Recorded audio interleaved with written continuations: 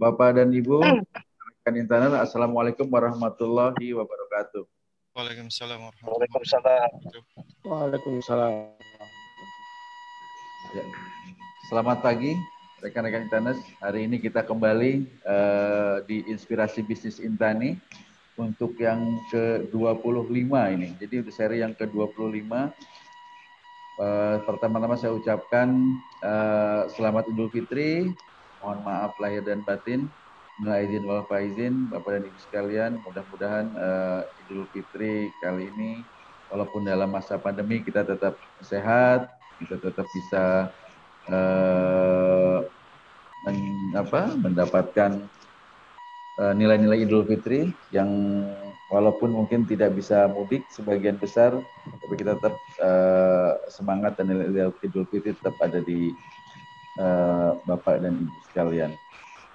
Ini kemarin minggu lalu kita break sebentar, 1 minggu, jadi terpotong karena libur Idul Fitri. Sekarang acara Inspirasi Bisnis Intani akan dimulai lagi seperti biasa, dan pagi ini alhamdulillah walaupun masih beberapa yang masih ada belum kembali ke tempat kerjanya, ada yang masih di tempat mudik sebagian, tapi yang hadir sudah mulai cukup banyak.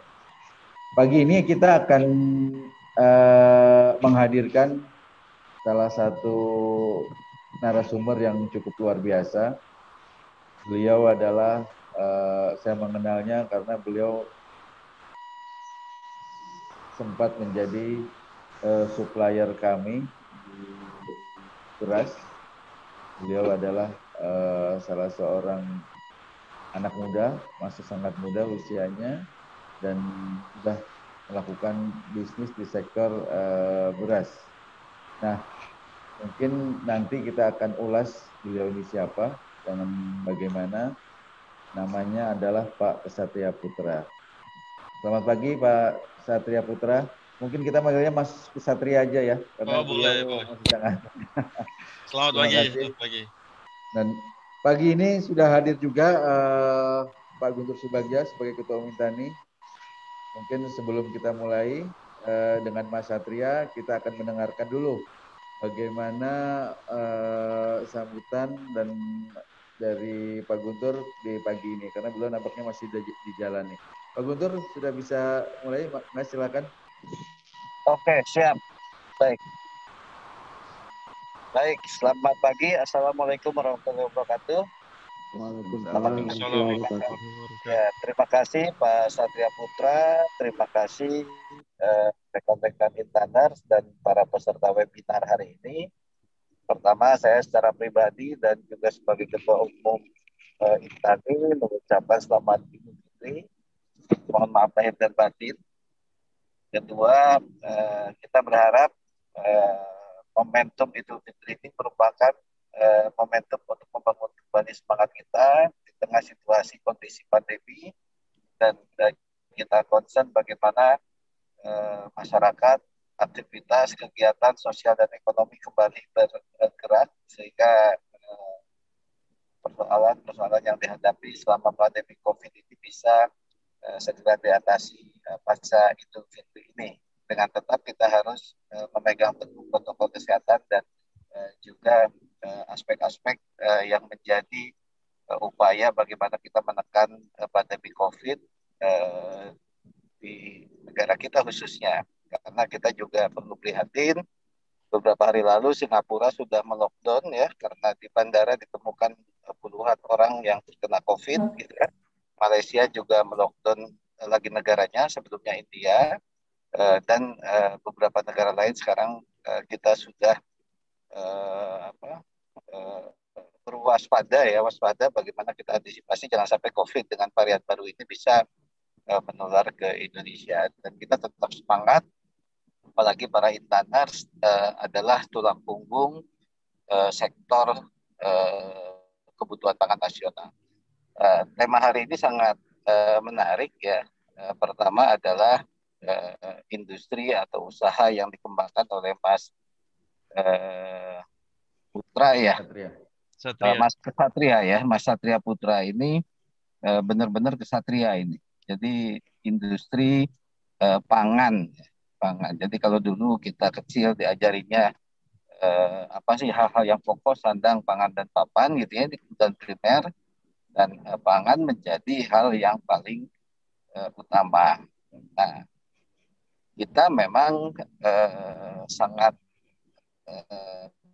prihatin dengan kondisi industri pangan ya, mulai dari hulu sampai hilir khususnya itu beras, terutama di sektor hulu. Sektor hulunya ini kan di petani, di budidaya ya, yang sampai saat ini tingkat kesejahteraannya belum begitu baik, dan para petani yang justru menanam padi umumnya mereka ekonominya tidak lebih baik daripada yang menanam hortikultura. Padahal dari sisi aspek produk padi ini adalah makanan pokok yang pasarnya pasti ada. Nah, salah satu penyebabnya adalah kenapa petani tidak berdaya, karena petani hanya fokus di istilahnya on farming, hanya di budidaya, tidak langsung bisa masuk ke sektor hilirnya, yaitu off farming, pasca panen. Pasca panen termasuk di situ ada processing, ada rice milling, proses sampai ke distribusi dan pemasaran. Nah, ini pula yang sebetulnya bagian dari rantai pasok industri pangan. Itu ada ya sedikitnya ada 8 sektor ya, 8 level yang saat ini belum berjalan secara terintegrasi mulai dari hulu sampai ke hilir, karena di satu sisi petani yang memproduksi tapi petani nggak pernah tahu pasarnya. Nah, kehadiran Mas Satria ini saya kira sesuatu yang luar biasa. Satu sisi Satria ini masih muda, ini saya panggil nama aja ya, masih muda. Ini termasuk generasi milenial yang justru mau terjun ke sektor beras. Ya kalau istilahnya dulu itu bandar beras, juragan beras gitu kan, tukang beras gitu kan. Dan ini adalah sektor yang sebenarnya sangat prospektif, karena hampir tiap hari kita kan memang pakai beras, bahkan setiap hari 3 kali atau lebih, ataupun untuk produk-produk olahan lainnya. Nah, di hilir inilah yang sebetulnya kalau di pasar ini sudah kita bisa masuk, bagaimana bisa mengkoneksikan ke aspek produsen di budidaya, sehingga rantai pasok perberasan ini bisa lebih pendek, sehingga harga jual ke konsumen tetap bisa ditekan lebih rendah, tapi di sisi lain juga harga yang diperoleh petani bisa lebih baik. Nah, tahun lalu yang kita cukup membanggakan dan surprise mungkin ya, di tengah pandemi COVID, Indonesia justru mengalami surplus beras. Jadi produksi padi nasional kita tahun 2020 itu mencapai 55, sekian juta ton. Yang kalau diproduksi beras dengan rendeman sekitar 69% atau 65%, berarti hasil berasnya sekitar 36 juta ton lah, sekitar segitu. Nah, penduduk kita 270. Kebutuhan kita rata-rata itu hanya sekitar 110 kilo, 110 kilo ya per ini. Sehingga kalau kita hitung per tahun, kebutuhan kita itu cukup di sekitar 30 juta ton. Jadi kalau dengan 270 juta penduduk, kebutuhan per bulan rata-rata secara nasional 2,5 juta ton beras gitu ya. Itu kita tuh hanya 30 juta ton. Berarti ada beras surplus sekitar 7 juta ton. Ya kan? Sekitar 5 sampai 7 juta ton. Nah, surplus beras ini ada di mana? Ini yang sebenarnya persoalan yang selama ini yang harus segera diatasi. Jadi kalau kita bicara ketahanan pangan, itu ada 4 hal yang harus kita perhatikan. Satu adalah di aspek budidaya produksi ya. Produksi kita saat ini beras surplus. Kedua adalah di aspek distribusi. Nah, ketiga adalah di aspek pemerataannya. Keempat adalah istilahnya inovasi keanekaragaman pangan. Nah, persoalan kita ada di 2, satu di distribusi dan pemerataan produksi itu sendiri. Jadi beras kita ini bisa jadi surplus, tetapi tidak ada di titik yang kebutuhannya tinggi. Jadi di beberapa daerah mungkin akan mengalami surplus, tapi untuk menarik beras ke Jawa, misalnya yang kebutuhannya tinggi, itu mengalami biaya dan butuh waktu yang cukup panjang. Hal yang sama dialami di sektor pangan lainnya dalam beberapa bulan terakhir ini, mulai awal tahun sampai bulan Mei ya, kita ini mengalami krisis jagung sekitar 300.000 ton gitu kan, sehingga peternak-peternak yang selama ini mengandalkan pakannya dari jagung saat ini sedang kesulitan.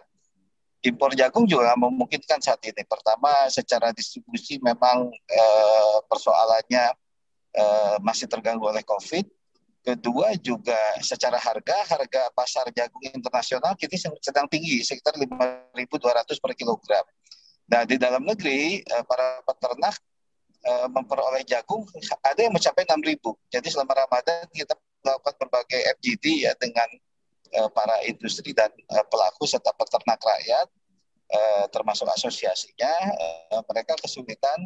Kenapa jagung saat ini sangat sulit? Jadi ada beberapa faktor. Satu adalah industri-industri besar produsen jagung saat ini memang lebih banyak menyerap jagung-jagung yang diproduksi oleh petani kita, ya kan? Karena memang impor tidak semudah yang dilakukan sebelum pandemi. Nah, kedua ada tingkat kenaikan kebutuhan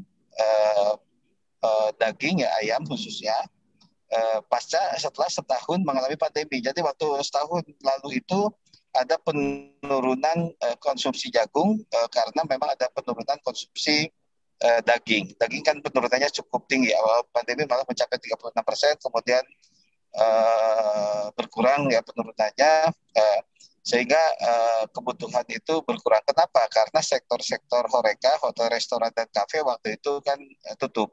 Nah, awal tahun ini sudah mulai kembali sehingga permintaan ayam cukup banyak gitu kan. Permintaan daging ayam cukup banyak sehingga kebutuhan jagung pun untuk pakan terutama itu juga mengalami peningkatan yang tinggi. Nah, ketika dicek sebenarnya jagung-jagung itu ada, tapi lokasinya ada di luar Jawa. Sementara pabrik pakan adanya di luar Jawa, peternak-peternak adanya di Jawa. Itu untuk menarik jagung misalnya dari NTB, kita ada binaan bersama pemuda tani ya, di Lombok Timur itu ada 7.300 hektar jagung yang dikembangkan oleh anak-anak muda. Tapi jagung itu nggak mudah untuk kita tarik ke Jawa. Karena apa? Problem di sana tidak ada dryer, tidak ada pengering, sementara jagung itu yang paling kalau kondisinya lembab dia potensi mengandung alfa toksin ya, jamur, sehingga hasilnya nggak bagus. Nah, begitu pula di beras. Jadi beras ini sebetulnya kalau melihat data-data BPS kita mengalami surplus. Tapi kenapa awal tahun tiba-tiba misalnya muncul isu akan ada impor, gitu kan? Itu. Nah, artinya apa? Nah, sebenarnya karena pemerataan distribusinya itu yang tidak merata. Ini yang sebetulnya bagaimana kita bisa menyerap beras-beras yang ada di sekitar kita dan bisa menarik beras-beras yang surplus di daerah-daerah yang saat ini kondisinya mungkin jauh. Kebutuhan beras tertinggi tetap akan ada di Pulau Jawa karena memang mayoritas penduduk Indonesia ada di Jawa. Nah, ini yang sebetulnya peran di hilir termasuk di pedagang beras ini sangat-sangat menarik. Nah, kedua adalah bagaimana kita bisa memberikan apa istilahnya kolaborasi dengan para petani itu sendiri. Mudah-mudahan ke depan Mas Satria bisa menggandeng ya nanti bersama-sama Intani apa yang diproduksi petani bisa langsung diserap ke pasar gitu ya melalui Mas Satria, sehingga tata niaga rantai yang panjang itu bisa dipangkas sehingga harga yang diperoleh petani bisa lebih baik dan harga yang diberikan ke konsumen juga jauh lebih terjangkau karena tata niaganya yang pendek. Jadi saya mengapresiasi Mas Satria Putra yang hari ini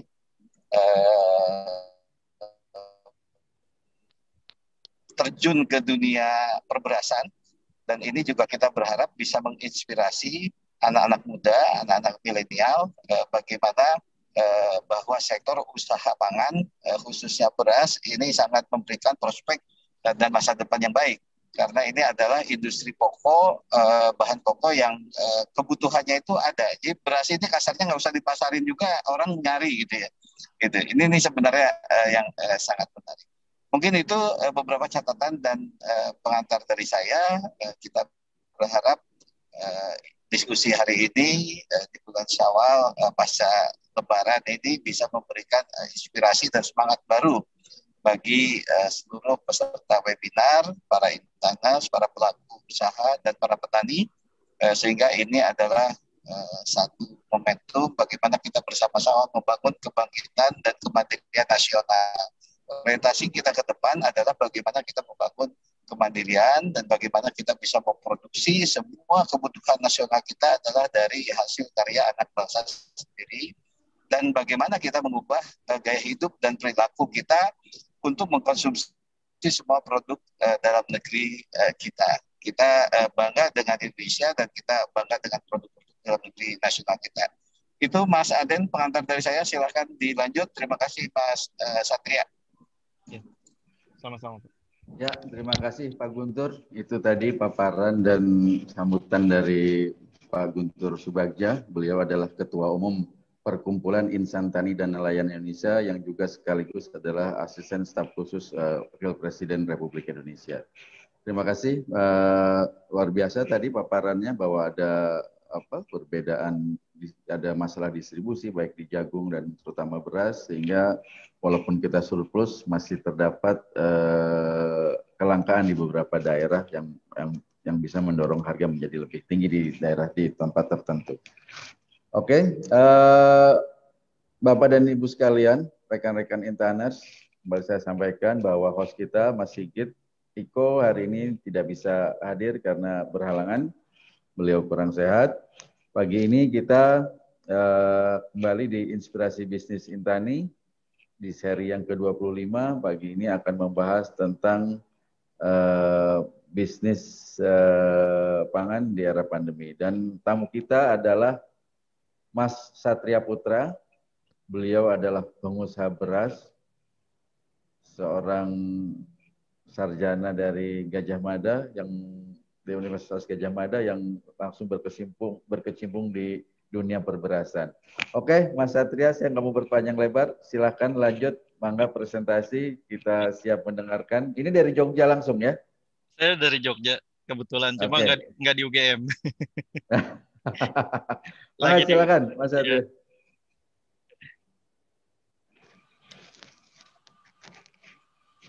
Cerita sendiri dulu, Mas, boleh? Cerita tentang Mas Boleh. Satrianya dulu.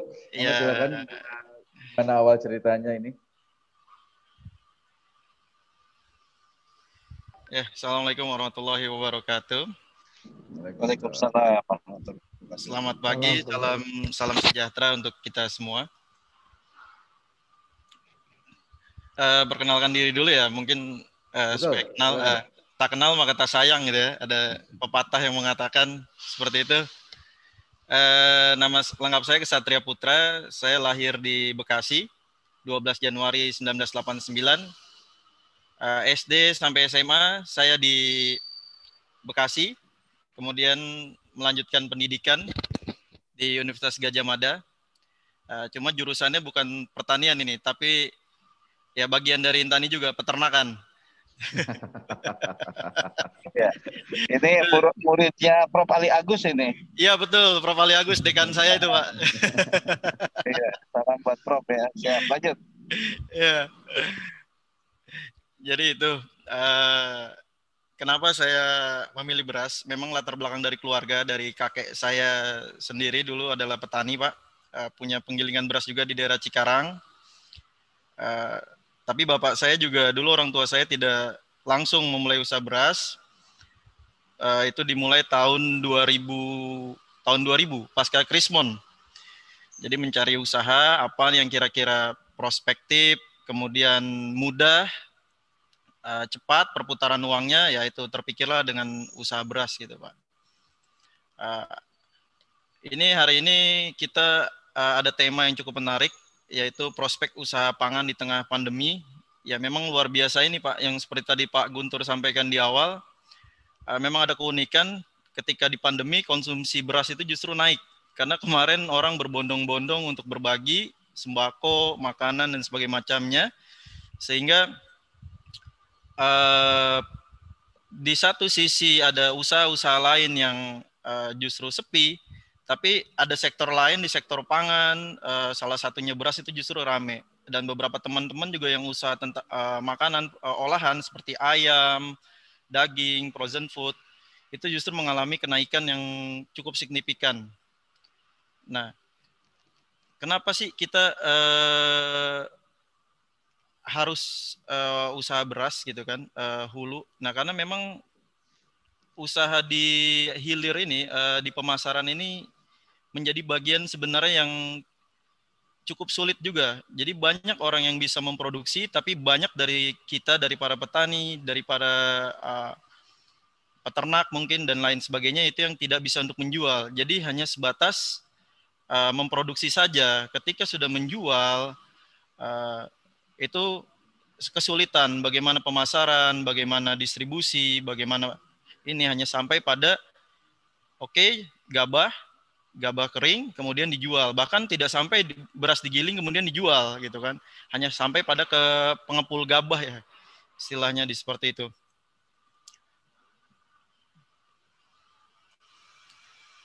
Kemudian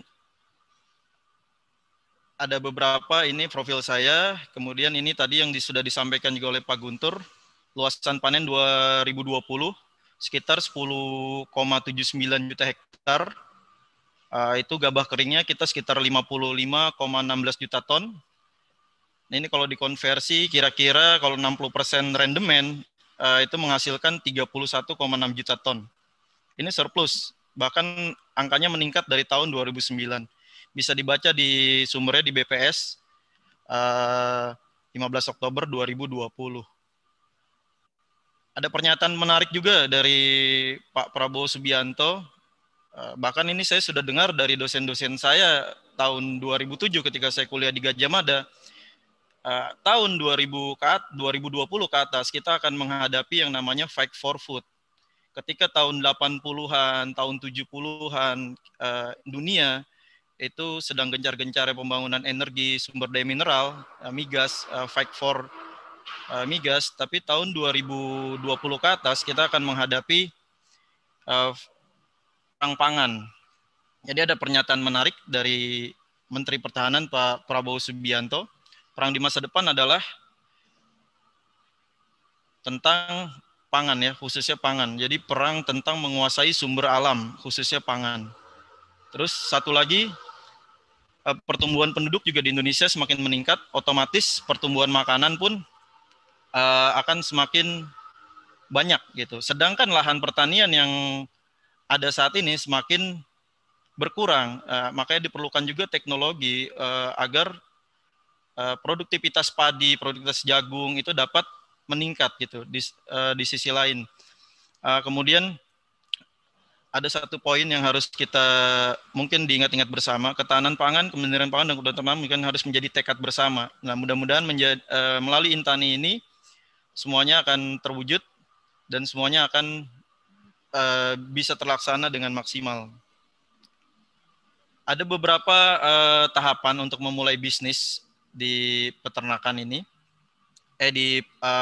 Maksud saya di perberasan ini. Yang pertama ya otomatis kita harus mempelajari jenis-jenis beras. Jenis-jenis beras ini bermacam-macam. Seperti kita tahu yang dikenal umum ada Setra Ramos atau IR64 ya. Kemudian ada C4 yang banyak ditanam di Jawa Tengah, long grain, Rojo Lele, kemudian ada Pandan Wangi yang banyak ditanam di Jawa Barat. Sekarang penghasil terbesar setahu saya di daerah Cilamaya, itu Pandan Wangi Cilamaya itu terkenal sangat baik sekarang di pasaran.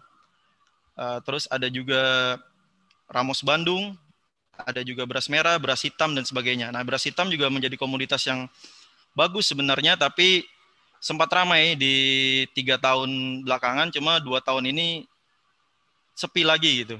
Karena mungkin kurang promosi atau apa. Padahal beras hitam itu ternyata nggak hanya bisa ditanam di dataran tinggi, tapi juga bisa ditanam di dataran rendah.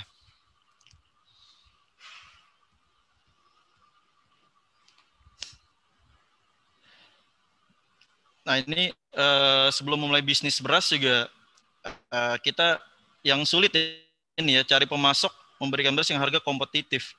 Jadi pemasok beras itu bermacam-macam, ada kita bisa langsung dari petani, artinya kita ke penggilingan beras, terus kita ambil berasnya, biasanya beras-beras medium yang seperti itu. Kemudian bisa juga kita dari pedagang besar, dari Cipinang atau pasar induk Johar dan segala macamnya. Dan ini kita mulai promosikan ya ketika kita sudah berjualan dengan orang-orang terdekat kita. Ini yang tadi yang sudah saya sampaikan, jenis-jenis beras. Nah ini kualitas juga yang mungkin sebagian orang belum tahu. Ketika melihat beras, kok beras sama aja ya gitu. Ternyata padahal beras itu memiliki ada beberapa kualitas yang berbeda. Ada yang namanya beras medium dan premium. Jadi ini kategori dari pemerintah yang menetapkan ada medium itu bulir patah sekitar 25%. Kemudian kadar airnya itu di atas 14%, itu masih kategori medium.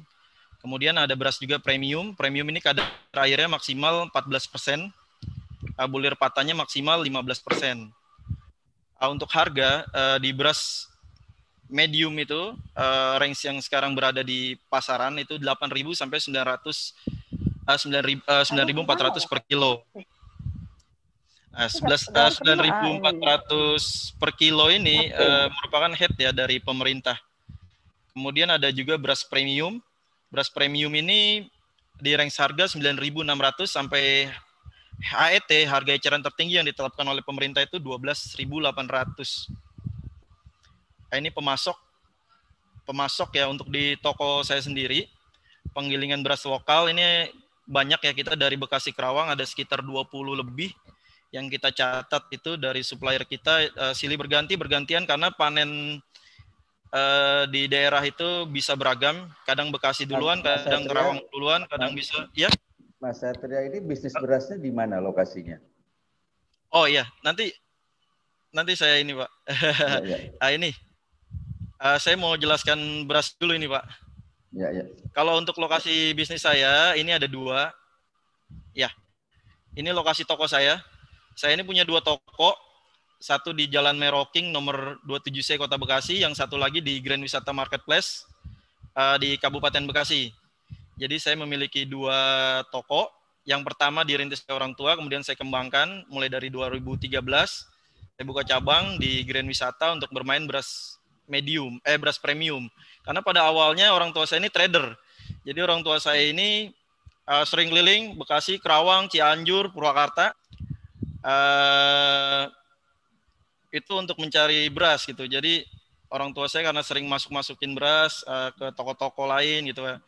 Jadi hanya bermain di sektor medium pada saat itu tahun 2000 itu sampai tahun 2013 ketika saya lulus kuliah baru saya main di segmen beras premium yang tadi beras-beras berkualitas ya Pak Aden. Berkualitas. Ya, jadi saya tanya tadi soalnya saya pikirin Mas Satria ini di Jogja tapi ngambil berasnya dari Karawang. Oh ternyata bisnisnya di Bekasi ya? Ya betul Pak Aden. Oh sorry. Ya. Karena kebetulan lagi di Jogja. Oke lanjut kembali ke tadi, boleh silakan. Jadi untuk beras di pasaran sendiri itu dibagi 2 sebenarnya kalau yang selama ini kita tahu ya. Kalau mungkin teman-teman pernah lihat ada beras yang bermerek seperti ini. Ini BMW, Rojo Lele, segala macamnya. Ini sebenarnya adalah beras yang kemasannya itu tidak terdaftar. Artinya setiap orang, setiap toko gitu kan bisa merepack gitu, mengemas sendiri gitu dengan kualitas yang yang mereka standarkan sendiri gitu. Kemudian ada juga beras-beras yang terdaftar ya. Ini beras-beras yang terdaftar nih yang sering kita lihat di supermarket nih Pak Aden dan teman-teman sekalian. Ini beras-beras yang terdaftar, diregister dan sudah menggunakan rice mill modern ya. Beras-beras premium banyaknya yang seperti ini. Jadi ini ada Ayana ini dari Java nih Pak Den. Sekarang Java ini tidak hanya main di store. Jadi Kalau yang belum tahu, ini Java ini juga sekarang sudah merambah dunia perberasan ini. Ayo Intani, ayo segera dikejar. Siap. Ini Ayana ini produknya Java Food ya. Jadi produk baru, dia sedang gencar-gencarnya. Ini penjualan di toko kami ini udah 3 ton per bulan kurang lebih. Kalau untuk beras Ayana ini. Ya.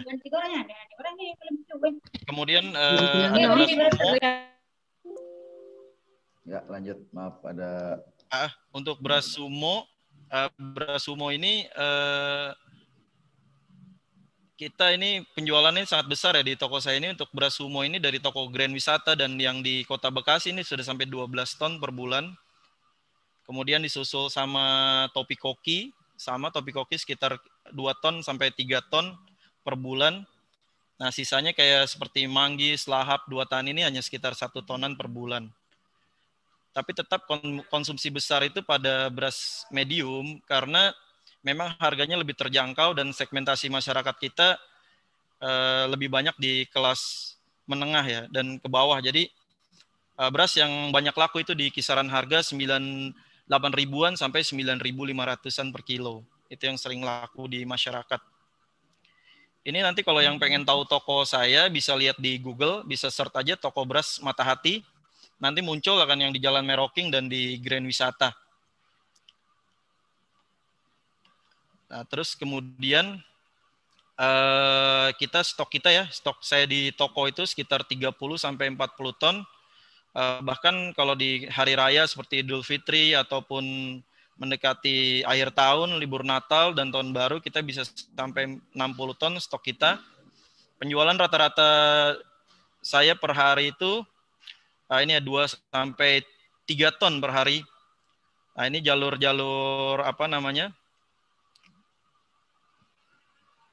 market kita, rumah makan, kemudian warung dan toko kecil kita ngisi juga. Jadi rumah makan itu kita masuk banyak di daerah Bekasi dan Kabupaten. Kemudian ada komunitas sosial ini banyak ya. Jadi yang untuk ini juga mungkin kita belum tahu ya, ternyata banyak komunitas sosial yang ingin berbagi. Nah, ini juga salah satu market kita sebenarnya yang bisa kita masuki untuk di penjualan. Kemudian rumah tangga ini terbesar di kami, sekitar 60% rumah tangga. Hotel dan catering ini juga prospektif, hotel dan catering, karena kita bisa dapat harga bagus ya untuk jual ke hotel dan catering. Sama perusahaan juga kita bisa jual harga bagus. Nah, ini kalau perusahaan itu apa maksudnya, Mas Satria? Penjualan kita, mitra-mitra kita, perusahaan yang CSR koperasi. Oh. Jadi seperti jadi untuk ada yang untuk karyawan, ya? Koperasi segala macam. Ya, betul. Kami dulu pernah sempat kerjasama dengan PT Brixton Bekasi, kemudian ada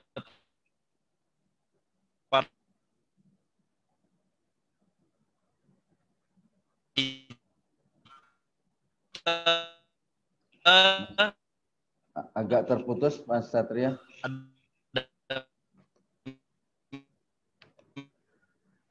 Medland di Bekasi. Nah, itu salah satu mitra. Sebentar, Pak. Ya, sudah kayaknya.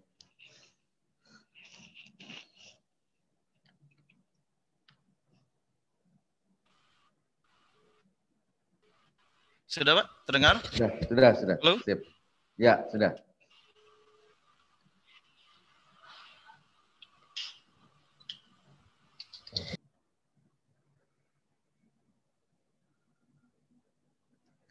Sudah Mas Satria, sudah dengar dari?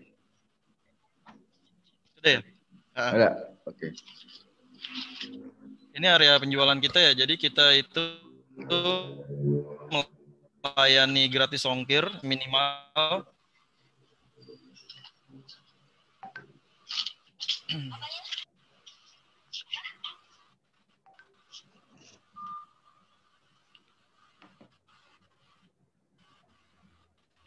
Ini area kita ke Bogor, terus untuk Kota Bekasi kita gratis ongkir.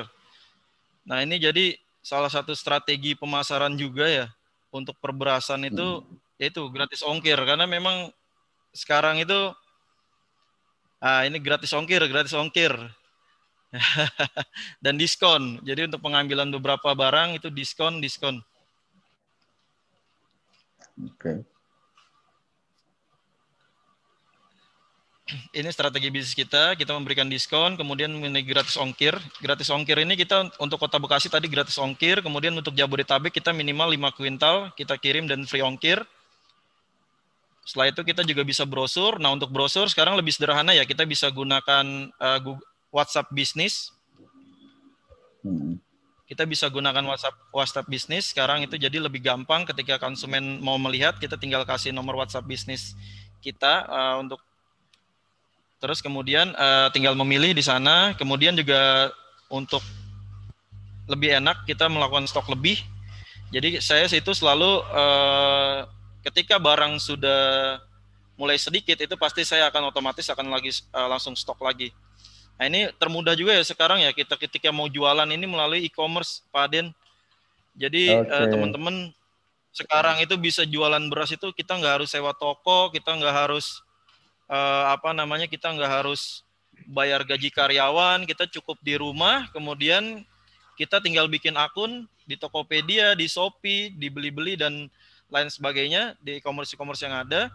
Nah, kita tinggal duduk aja di rumah, diem, tinggal memasukkan ya produk apa. Dan untuk beras juga sekarang nggak terlalu sulit. Ketika kita mau cari barang, apa ya yang mau dijual ya? Nah, ini aja yang lebih gampang, ini merek-merek terdaftar ini kita bisa jual gitu. Kalau untuk pemasaran mungkin yang ingin berjualan gitu ya. Nah, yang jadi hambatan di sini adalah, ini mungkin menjadi catatan bersama ya. Merek-merek yang terdaftar ini juga kadang-kadang tidak memiliki kualitas yang standar, Pak Aden dan teman-teman. Ini pengalaman saya. Jadi untuk di Indonesia itu saya belum menemukan supplier atau pemasok baik medium maupun premium itu yang memiliki kualitas yang standar benar-benar sama. Jadi ada beberapa waktu itu kiriman dalam 1 tahun 2 atau sampai 3 kali itu kualitas berubah lebih jelek gitu ya. Nah, ini jadi PR juga sebenarnya untuk yang di teknologi ini pangan. Mungkin dari hasil pengolahan kali ya, pengolahan pasca panen mungkin terkendala ya. Ya, pengolahan pasca panen. Jadi ataupun stok gabah itu tadi distribusi. Jadi distribusi gabah yang bagus ternyata tidak dapat diserap oleh perusahaan-perusahaan ini. Gitu. Kalau yang untuk beras medium ini kan saya ambil langsung dari petani. Kemudian kita repack.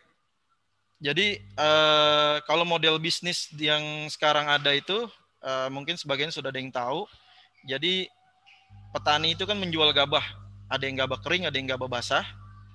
Nah, kemudian yang orang-orang yang memiliki usaha penggilingan ini membeli gabah dan padinya dari mereka gitu kan.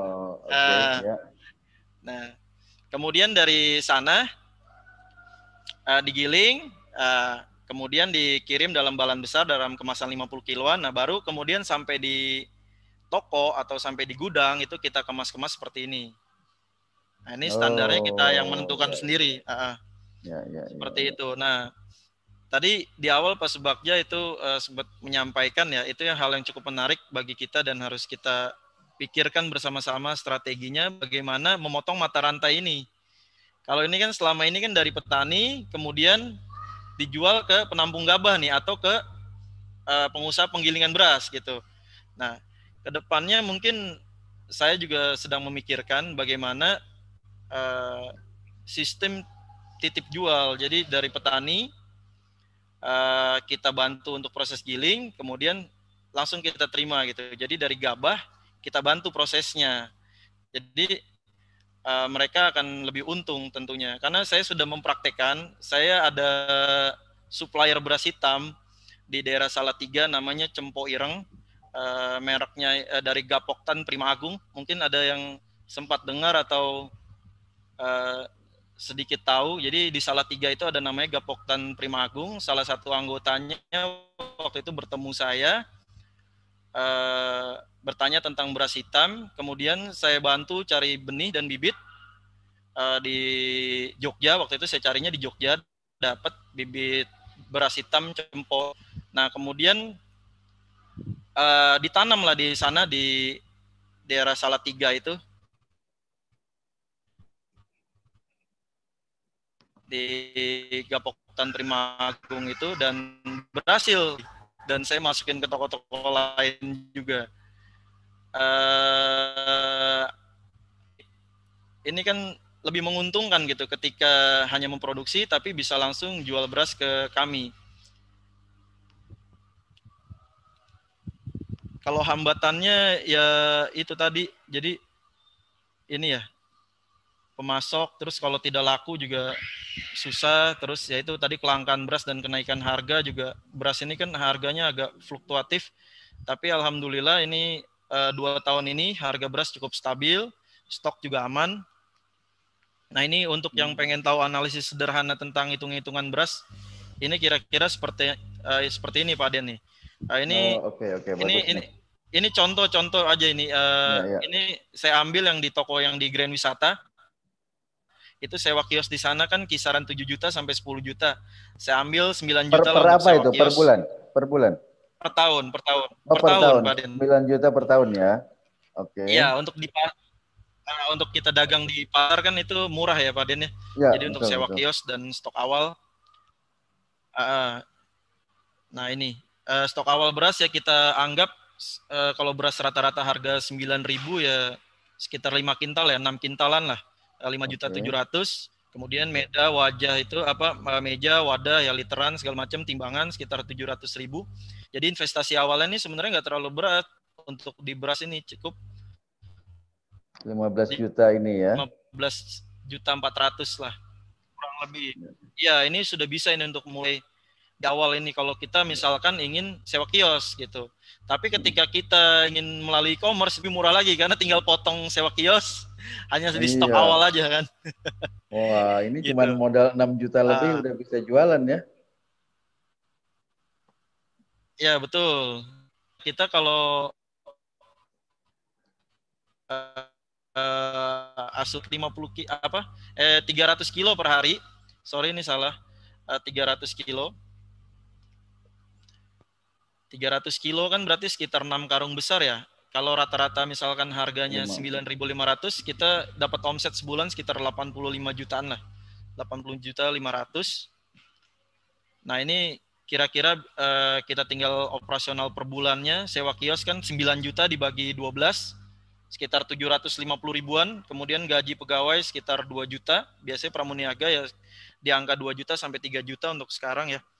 Untuk penyusutan peralatan kita masukkan 175 ribu, biaya listrik. Selama ini sih saya nggak lebih dari 50 ribu, cuma ini saya masukkan 50 ribu. Kemudian biaya angkut nih, biaya angkut ini untuk kita ongkir ya, jadi setiap hari kan motor harus diisi bensin.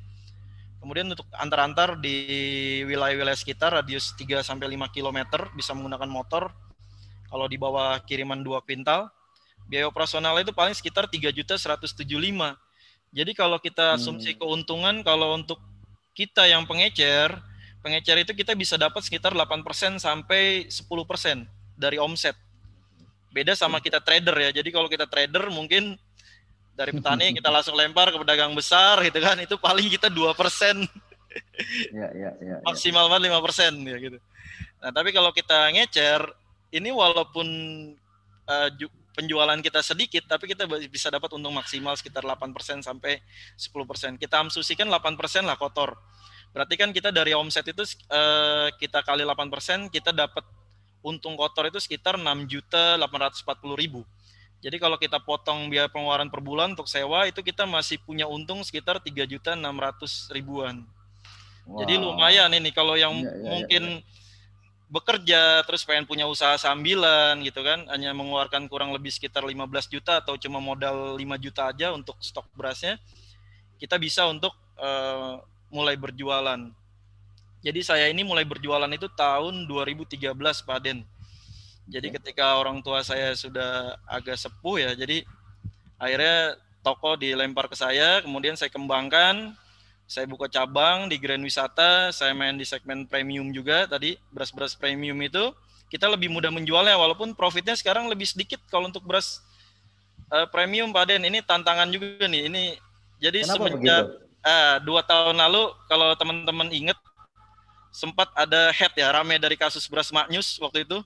Oh iya iya iya iya iya. Pemerintah menerapkan head, kemudian sebulan itu kan maknyus kali beras medium Jadi dijual harga premium. harga eceran tertinggi ini yang Ya, nggak boleh betul. dilewatin ya. Ya, betul. Jadi kalau untuk beras premium saat ini, kita harga jualnya itu kan maksimal itu kan 12.800. 800 ya. Ya, 12.800 ya. sedangkan kita terima barang dari produsen, misalkan dari Ayana, dari Sumo, Topikoki, itu udah di atas 12.000, sekitar 12.100, 12.200.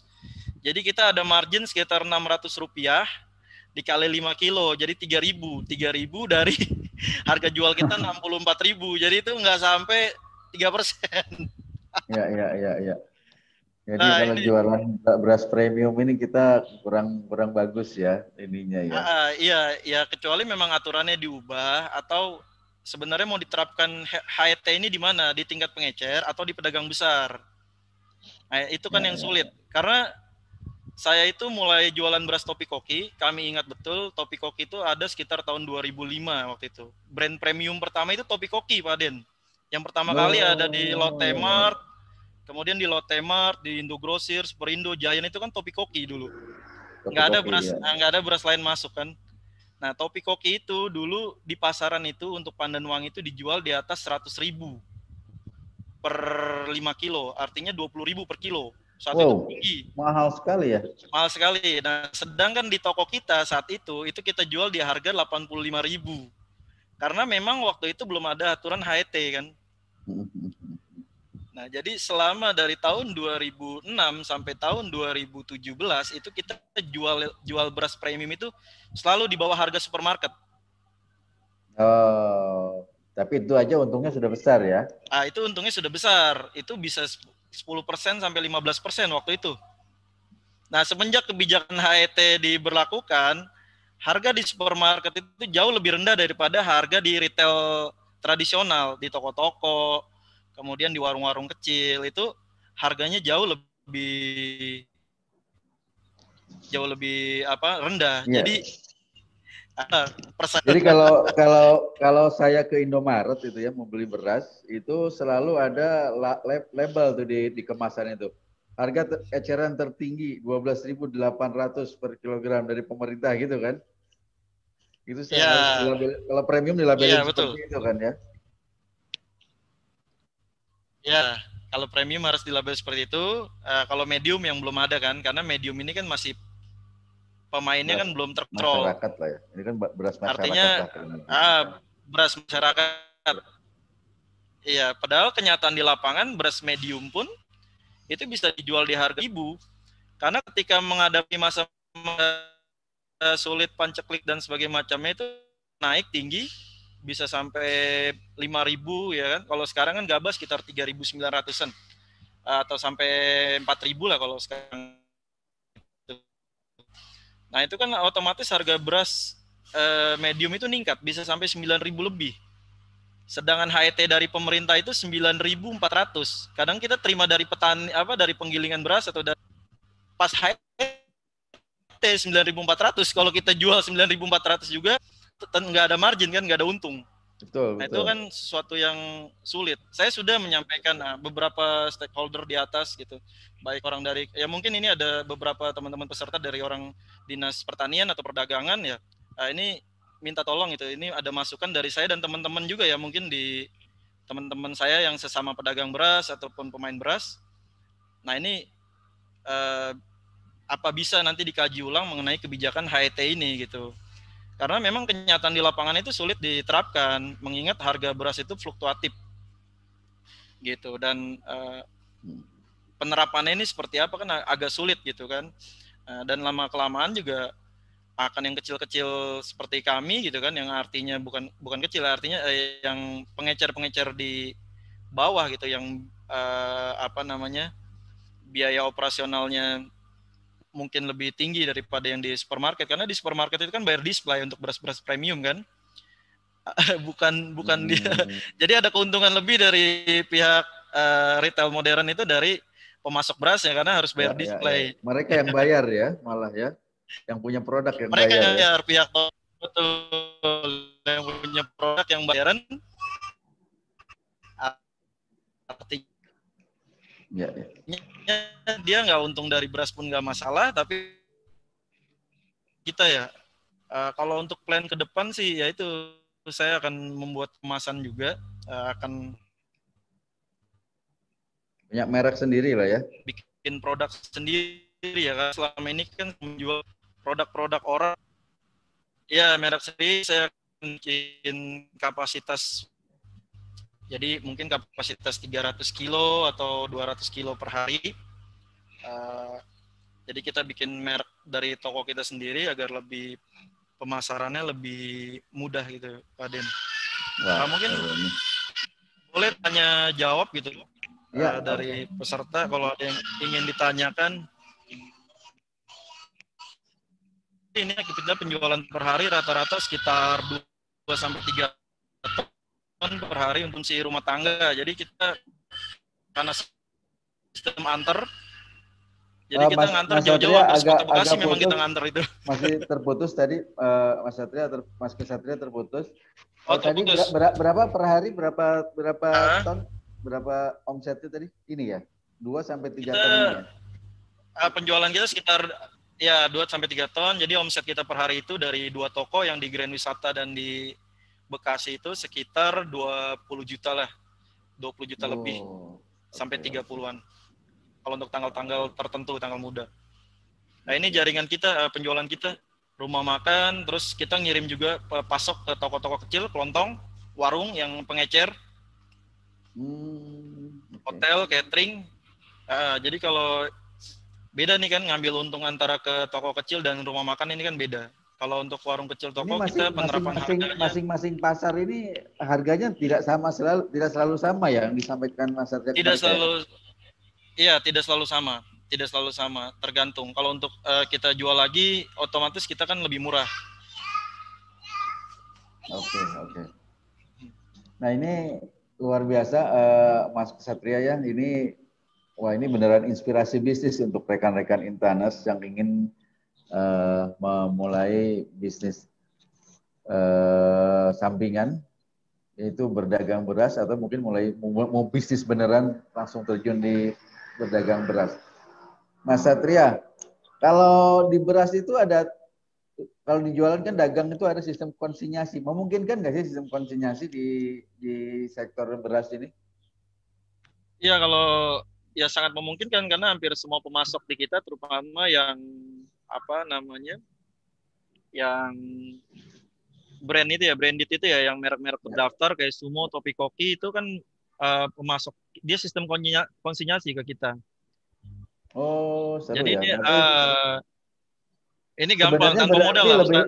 Tanpa modal berarti kan bisa ya, juga betul. memulai usaha ya. Jadi modalnya lebih minimal lagi kalau konsinyasi ya. Iya, betul, tanpa modal. Atau mereka memilih sendiri. Misalkan gini, belum tentu mereka percaya sama kita konsinyasi dong untuk kalau di awal begitu kan? Karena biasanya kalau untuk di awal sih biasanya kita cash, tapi nggak terlalu besar. Jadi minimal pengambilan bisa 5 kuintal sampai 1 ton itu kita sudah bisa ambil di awal cash. Kemudian selanjutnya kita bisa tempo. Biasanya sekarang untuk kalau di kita ini lucu. Jadi kalau ke supermarket itu perusahaan-perusahaan ini kan ngasih tempo itu bisa 2 bulan pembayaran. Kalau ke kita yang pengusaha kecil itu cuma 3 minggu. Jadi sebenarnya lebih hebat kita yang kecil. Jadi pembayarannya kita 3 minggu aja udah dikejar-kejar gitu. Kalau ke perusahaan besar dia masuk ke retail modern, katanya info sales 2 bulan baru dibayar gitu kan. Itu kebalik ya. Kebalik gitu. Kebalik. Ya. Oke. Nah, baik Mas Satria, mungkin screen-nya bisa ditutup sebentar. Kita ngobrol dengan sambil nanti kalau harus ditampilkan kita tampilkan lagi. Ya, terima kasih. Itu tadi paparan Mas Satria ya. Ini pedagang beras yang yang milenial sekaligus juga beliau ini sarjana peternakan. Jadi paparannya itu menarik ya. Jadi kita bisa melihat mulai dari peluang yang bisa kita ambil, dari mulai dia menjelaskan beberapa jenis beras yang bisa kita jual, sistemnya seperti apa, marketnya seperti apa, sampai ada analisis usaha. Ini luar biasa nih. Mungkin bagi rekan-rekan Intaners yang ingin mulai mencoba berbisnis beras ini bisa melihat dari paparan Mas Satria tadi, ya tentu saja mungkin kita tidak akan langsung besar ya, tetap mulai di kecil-kecil dulu. Dengan tadi modal sekitar 15.400.000, kita sudah bisa memulai bisnis. Bahkan kalau ternyata mau jualannya online, kita nggak usah sewa kios ya. Jadi yang 9 juta tadinya itu hilang. Ya, Ini betul. luar biasa, seru sekali nih. Itu juga kita udah mulai sekarang. Kita online juga sudah mulai. Kita lagi persiapkan di beberapa akun. Sudah ada sih akunnya, cuma tinggal pengembangan aja di Shopee, di Tokopedia. Ini sudah ada beberapa pertanyaan, Mas Satria. Ini ada satu, minta nomor kontak Mas Satria. Boleh di-share di sini? Boleh. Terus ada juga yang ini, ditunggu launching merek produknya, Bung, kata dari Pak Komar nih, SPI ini. Wah, luar biasa, bismillah nih. Bisa diketik di ini aja ya, nomor handphonenya Mas Satria di di kolom chat juga boleh. Juga ini udah ada yang raise hand ini. Raise hand dari ini Kang Helma nih. Bangga Kang Helma mau bertanya kah? Siap. Mohon izin Bang Aden. Terima kasih banyak kesempatannya. Assalamualaikum warahmatullahi wabarakatuh. Waalaikumsalam. Wah, ini alhamdulillah nih pagi ini tercerahkan sama Mas Satria ya. Ternyata bisnis beras itu nggak harus bisnis orang tua gitu ya. Ini bukti bahwa milenial juga sekarang juga bisa melakukan bisnis beras. Jadi maksudnya Kang Helma mau merasa milenial gitu apa gimana? Masih kita ini lihat bajunya aja pakai baju putih, masih PKL ini. 40 masih anak muda, Pak. Ini kalau kumis sama jenggot ini cuma hiasan aja supaya kelihatan tua. Kalau umur sih masih mungkin sama Mama Satria. Oke. Yang kedua ini juga membuktikan bahwa ternyata anak-anak muda juga bisa, karena kan sekarang anak muda demenannya bisnisnya tuh online gitu ya, Kang Satria ya. Ya, betul. Mas Satria senang gitu bisnisnya online gitu, sehingga tadi mematahkan sebenarnya bisnis beras juga bisa online aja gitu ya, nggak harus kita punya stok besar dan sebagainya. Nah, yang ketiga, ini mohon juga masukannya dari Mas Satria. Kebetulan di Bandung gitu ya, saya cukup aktif juga di MUI Kota Bandung, Majelis Ulama Indonesia, dan kebetulan ngebina koperasi syariah berbasis masjid. Nah, ada sekitar 150 koperasi.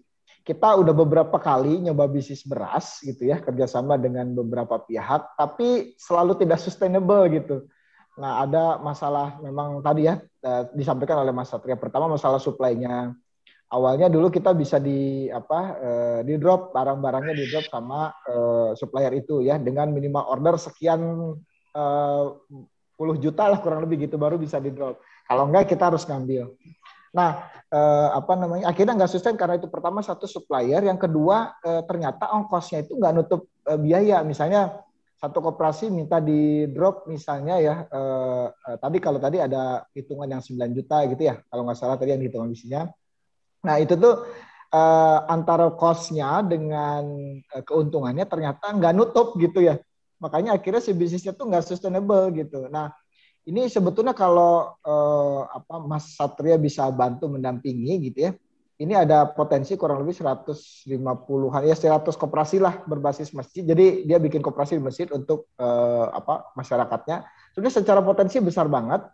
Nah, cuman secara manajemen tata niaganya belum bisa termanage dengan baik. Dulu ada satu sentra ya, di satu rumah makan kita bikin dulu nama brandnya Toko Beras Petani gitu ya.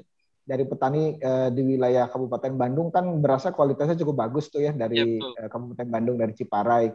Terkenal Bandung.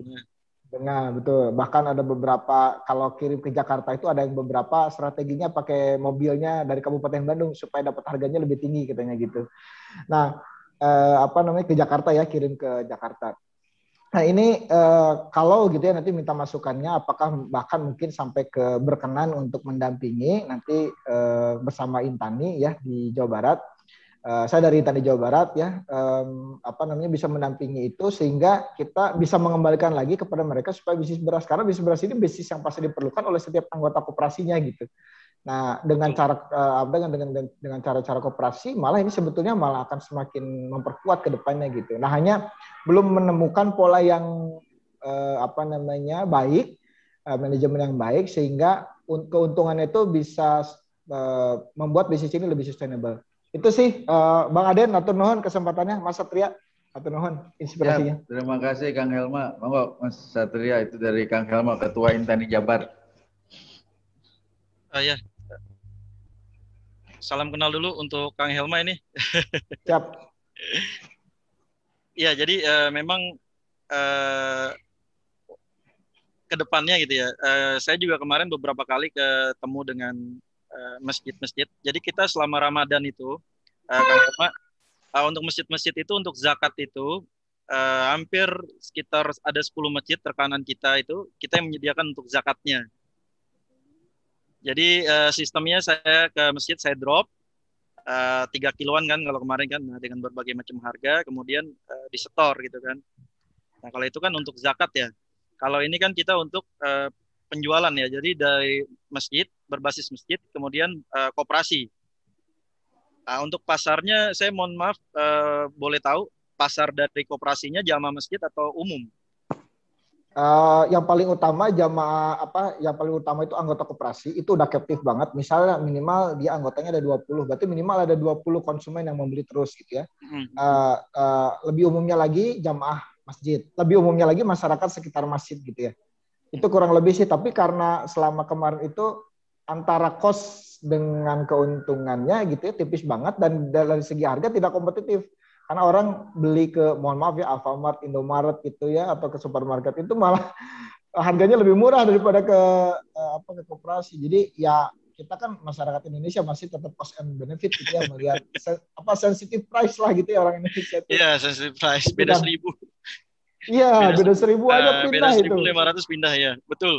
Iya, betul. Gitu. Makanya tadi saya sampaikan kan salah satu tantangan itu kan di HET itu. Jadi ketika 3 tahun atau 4 tahun belakangan ini gitu kan, semenjak diterapkan HET itu harga di supermarket itu jauh lebih murah daripada di di kita ya, di pedagang gitu kan, di pedagang atau di retail tradisional atau koperasi gitu kan.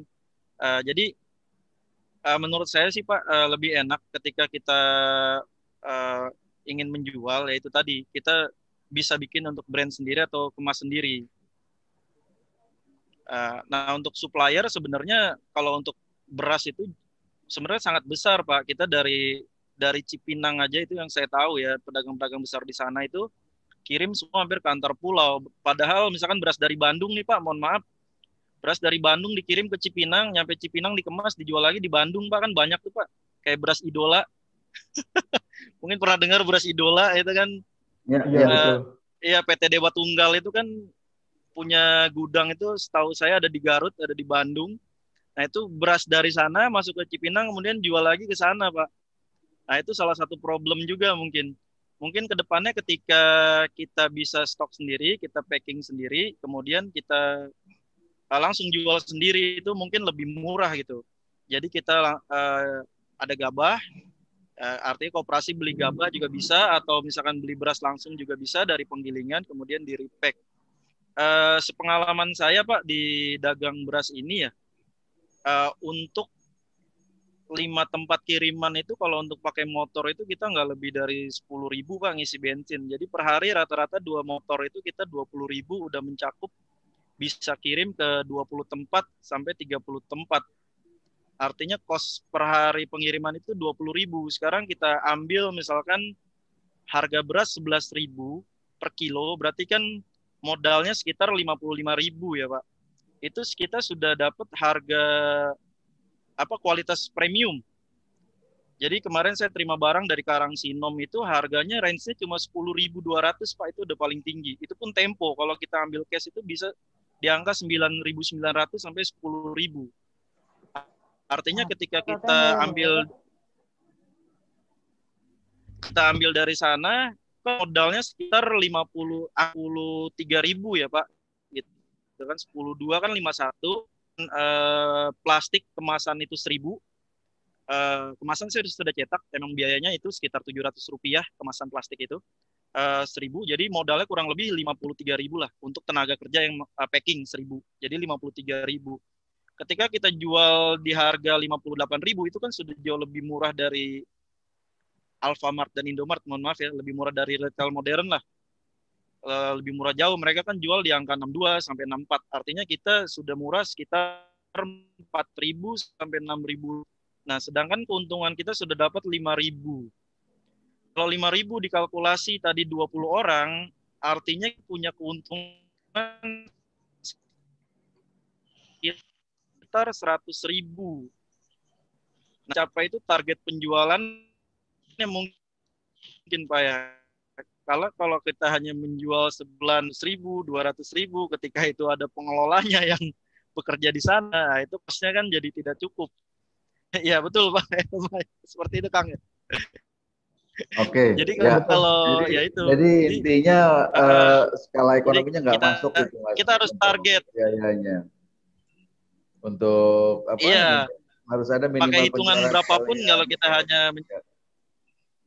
ya kita harus pakai minimal penjualan. Jadi kalau untuk justru sebenarnya basisnya di koperasi di masjid itu menurut saya itu ekonomi umat akan lebih hidup, karena memang dulu cita-cita saya dan beberapa teman saya justru ya pesantren berbasis pertanian. Nah, jadi dari pesantren ini yang melakukan farming dari beras sampai peternakan, kemudian diolah di sana, kita bantu jual gitu. Oke. Jadi kira-kira bisa menjawab Kang.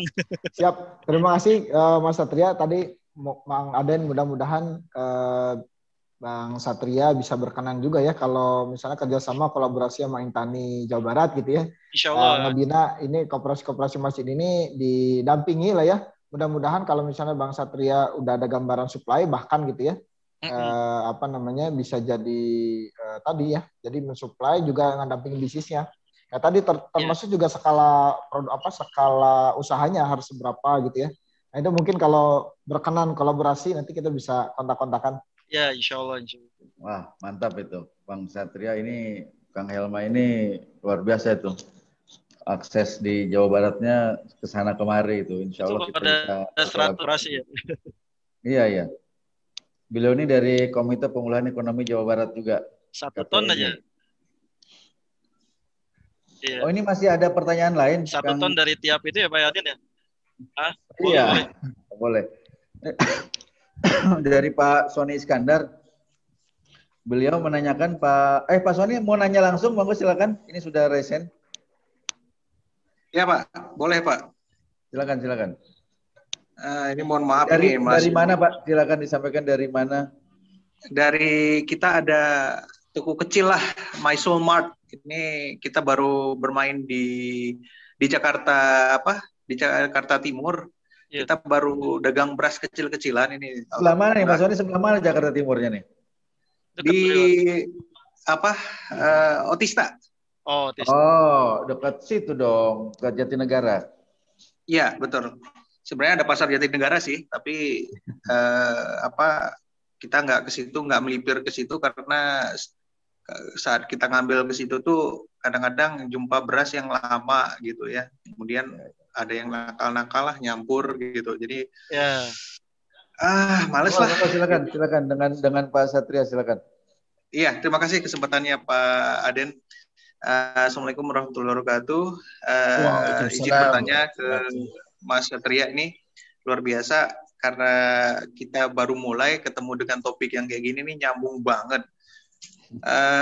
Jadi yang ingin saya tanyakan itu kalau kesimpulan sementara di bisnis beras ini benar-benar potensinya luar biasa, apalagi kalau continue mudah-mudahan ada margin yang bisa jadi rezeki lah gitu.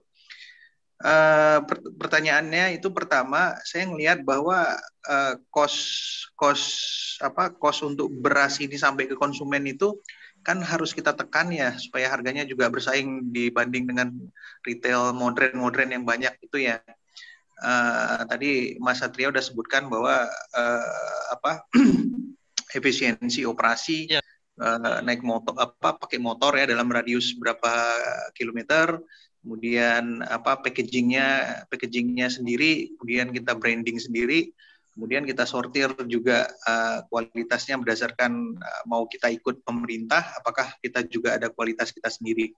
Nah, pertanyaan saya ini dikaitkan dengan operasi, apakah ke depan kita itu bisa nekan cost operasional dengan memiliki lahan sawah sendiri atau terus berlanjut punya healer sendiri gitu, atau gimana gitu? Apakah itu efisien atau tidak? Kemudian yang kedua, saya perhatikan itu cost transportasi juga sangat berpengaruh dalam HPP ya. HPP untuk kita jual. Bagaimana pengalaman Mas Satria? Yang ketiga, apakah nanti ada kesempatannya boleh dibagi nomor kontak? Saya mau diskusi kapan-kapan dengan Mas Satria. Terima kasih atas kesempatannya. Billahi taufiq wal hidayah. Assalamualaikum warahmatullahi wabarakatuh. Waalaikumsalam warahmatullahi wabarakatuh. Ya, silakan lanjut Mas Satria. Ya, jadi ini pertanyaan seller sendiri gitu ya. Jadi pas itu kira-kira itu yang dipikirkan mungkin dulu sama orang tua saya. Jadi orang tua saya mulai, ini cerita sedikit ya Kang Sony dan teman-teman sekalian. Jadi orang tua saya gitu Pak, dari penggilingan beras yang ada di Bekasi dan Kerawang. Karena kita saat itu Pak, tahun 2000 itu kita punya pedagang lihat di daerah Bekasi atau Jakarta ada beras yang jualannya pakai ontel, tukang beras pakai ontel jualan keliling tahun 90-an sampai di awal tahun 2000-an. Nah, dulu di Bekasi itu belum banyak toko-toko beras atau warung kelontong yang jual beras. Jadi penjual berasnya itu rata-rata orang yang dari daerah bawah, dari daerah Cikarang, dari daerah Bekasi bagian utara itu datang ke Bekasi, Pak. Jadi untuk berjualan beras gitu. Jadi dari kabupaten dia datang ke kota Bekasi jualan beras keliling Pak. Nah, dulu bapak saya motong rantai. Jadi kalau dulu kan dia dari Cikarang itu atau dari Bekasi dari kabupaten mau ke kota Bekasi kan bawa beras 3 kintal atau 2 kintal pakai sepeda itu kan lumayan Pak. Nah, jadi disitulah waktu itu terpikir kita bagaimana untuk jadi agen gitu. Jadi mereka yang tadinya ngambil dari penggilingan beras, nah itu ngambilnya di kita. Jadi dengan beda harganya Rp5.000 waktu itu sekarung, daripada dia harus 10 kilo, 20 kilo kan kita gitu kan. Karena lebih dekat. Nah, 5 tahun jalan timbullah pikiran-pikiran seperti yang tadi Pak Sony itu. Jadi apa kita lebih untung ya ketika kita punya penggilingan beras sendiri gitu kan, belanja gabah, kemudian kita kemas sendiri terus kita jual gitu ya. Nah, itu sempat berjalan. Jadi kita waktu itu sampai buka pabrik beras di daerah Lemah Abang, di daerah Kampung Glonggong. Jadi dari stasiun Lemah Abang itu ada kali ke kiri, itu dulu kita punya rice mill di situ, penggilingan beras. Karena kebetulan dulu orang tua saya itu juga teknisi juga Pak, bisa bener-benerin mesin-mesin beras, jadi bikin poles beras. Salah satu yang pertama di Bekasi modifikasi itu orang tua saya dulu Pak, jadi bikin rice crystal namanya. Termasuk dulu kalau pernah dengar proyek BioM, zaman Bu Megawati, nah itu di Bekasi dulu pelaksananya salah satunya orang tua saya juga. Jadi terpikir waktu itu kita buka penggilingan beras sendiri, kemudian dijual. Ternyata itu kita lebih capek, Pak. Karena kalau manajemennya belum bagus gitu kan. Jadi mungkin untuk di awal, kalau saran saya gitu ya, tetap kita cari pemasok yang memang benar-benar bisa ngasih harga kompetitif. Jadi kita juga sebenarnya harus, salah satu ilmu juga ya, kita harus tahu nih di mana ada panen. Kadang-kadang beras itu murah kan di mana ada panen, Pak. Jadi misalkan panen di daerah Kerawangnya, daerah Batu Jaya gitu kan, otomatis Batu Jaya itu akan lebih murah Rp200 sampai Rp300. Kemudian ada panen misalkan di daerah Lemah Abang gitu kan, atau di daerah Cikarang Pusat gitu kan, masih ada sih beberapa sawah di sana. Nah itu otomatis lebih murah dari sana. Jadi memang kalau untuk kita menjadi pedagang beras lebih banyak cari supplier-supplier ke daerah itu yang memang itu berdasarkan apa ya, learning by doing, jadi pengalaman. proses Pak. Jadi kita kadang-kadang perlu juga main ke pasar induk Cipinang, kita main ke pasar induk Johar. Nanti kan di sana kita akan ketemu pemasok-pemasok dari daerah. Nah, di sanalah kita bisa ngobrol, kita bisa cari kontak, tukar kontak. Jadi kalau hanya kita mengandalkan misalkan belanja dari Cipinang juga nggak semuanya murah, Pak. Untuk beras medium itu saya bisa lebih murah daripada harga Cipinang. Cipinang itu nawarin beras medium itu bahkan udah di angka 95, saya bisa dapat harga 85. Itu udah Rp1.000. Kalau kita kali 2 ton kita belanja, berarti kita dapat selisih sekitar 2 juta rupiah. Artinya kita memang harus tahu gitu kan, supplier-supplier yang bisa kasih harga. Nanti mungkin Pak Sony bisa ketemu saya kan juga kadang kan tidak bisa menampung beras dari semua supplier saya, Pak. Jadi kalau untuk beras medium ini kan tidak bisa awet lebih dari sebulan. Bahkan kadang-kadang cuma sampai 2 minggu atau 3 minggu. Jadi saya nggak terima banyak gitu Pak, paling 10 ton gitu. Jadi udah dari 2 supplier, 3 supplier, saya stop dulu sampai ini laku, baru kita ambil lagi gitu. Jadi dari sana gitu jadi kalau untuk kita buka pabrik, saya rasa kalau kita belum benar-benar punya pemasaran yang besar atau luas gitu kan, kita lebih aman itu mendingan kita cari pemasok-pemasok kecil. Dan memang kalau untuk beras ini, kalau kita untuk mengandalkan eceran, kita belanja sedikit gitu ya Pak ya. Kalau dulu kan saya mensiasatinya itu karena saya punya kendaraan, mobil pick up. Jadi ketika kita punya modal misalkan cuma 1 ton atau 5 kuintal, itu kita ambil sendiri Pak. Jadi mendingan kita ambil sendiri ke Cikarang atau ke Kerawang, karena akan lebih murah, karena mereka nggak akan mau kirim ketika kurang dari 2 ton. Sama halnya juga kita belanja di Cipinang itu kan mereka nggak akan kirim ketika kita belanja kurang dari 3 ton. Jadi kita kalau belanja ke Cipinang itu harus 3 ton minimal baru dikirim. Kalau di bawah itu nggak akan dikirim.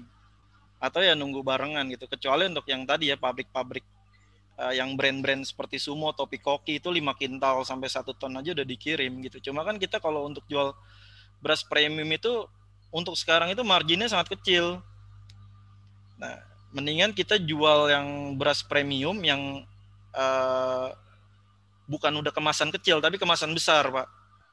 Ya mungkin ketika Pak Aden tuh kan punya kenalan kayak di daerah Cirebon itu kan ada supplier itu kan harganya jauh lebih murah kan Pak Aden daripada kita belanja ke Cipinang gitu kan, harganya bisa ibu sendiri atau sampai 500 seperti itu. Nah kalau untuk ongkir saya kan gratis sekota Bekasi ini saya mulai ini sejak setahun ini. Jadi pas pandemi 2020, nah saya terpikir tuh kemudian kan banyak juga ya kalau kita buka di e-commerce Shopee, Tokopedia itu 5 kilo itu ongkirnya mahal Pak. Kalau karena banyak pemainnya hanya di Jakarta Timur. Untuk kirim ke Bekasi itu mahal ongkirnya. Gojeknya itu kalau misalkan harganya 64, ngikutin head, Gojeknya itu 7.000 sampai 15.000, mahal kan Pak? Betul. Nah iya. Nah jadi di sana saya pikir oh ini peluang nih bagi saya gitu. Artinya saya bisa kasih harga murah tanpa ongkir. Nah, cuma saya batasin pembeliannya, Pak. Untuk saya wilayah radius di bawah 2 kilo, gitu kan ya, itu bisa saya 10 kilogram. Nah, di atas 2 kilometer dari toko, itu kita 20 kilogram. Nah, kalau kita asumsikan keuntungannya itu sekilo 1.000 ya, Pak ya, karena memang rata-rata memang hampir semua itu 1.000 lah per kilo itu, Pak. Kalau untuk eceran itu keuntungannya. Jadi misalkan beras 95 tadi kita jual 10.5 lah. Atau beras misalkan 10.000 kita jual 11.000. Jadi 220.000 misalkan ya Pak kita jual. Nah itu kita punya untung 20.000. Kalau kita ada antaran satu aja misalkan jauh itu Pak, itu kan kita nggak akan sampai ngabisin bensin 10.000. Paling sekitar 5.000 gitu. Jadi tetap masuk gitu untuk cost-nya itu sebenarnya gitu kan ya. Ya taruhlah pegawai misalkan dihitung 5.000, kita masih ada keuntungan sekitar 10.000 gitu. Jadi kalau saya itu menerapkan seperti itu. Jadi 10 kilo itu kita 2 kilometer masih bisa 10 kilo, 5 kilo itu kita antar. Karena kan kita antar itu kan sistemnya nggak langsung satu, kita antar 1, 2. Jadi kita tunggu sampai jam 11, jam 10, tergantung jaraknya. Kalau misalkan agak jauh itu kita tunggu, Pak. Kayak misalkan saya toko di Bekasi Timur, ada langganan di Jati Asih atau Jati Bening kan lumayan jauh, Pak. Sudah berbatasan Jakarta. Iya, betul. Terus saya ada langganan juga kan di itu Masjid Nurani kan, saya sering ngirim ke Masjid Nurani yang di kiri jalan dekat Klender, Pak, itu. Dekat Keranji. Nah, itu kan lumayan jauh kan dari toko kita yang di proyek itu kan lumayan jauh. Nah, itu biasanya kita nunggu sampai siang.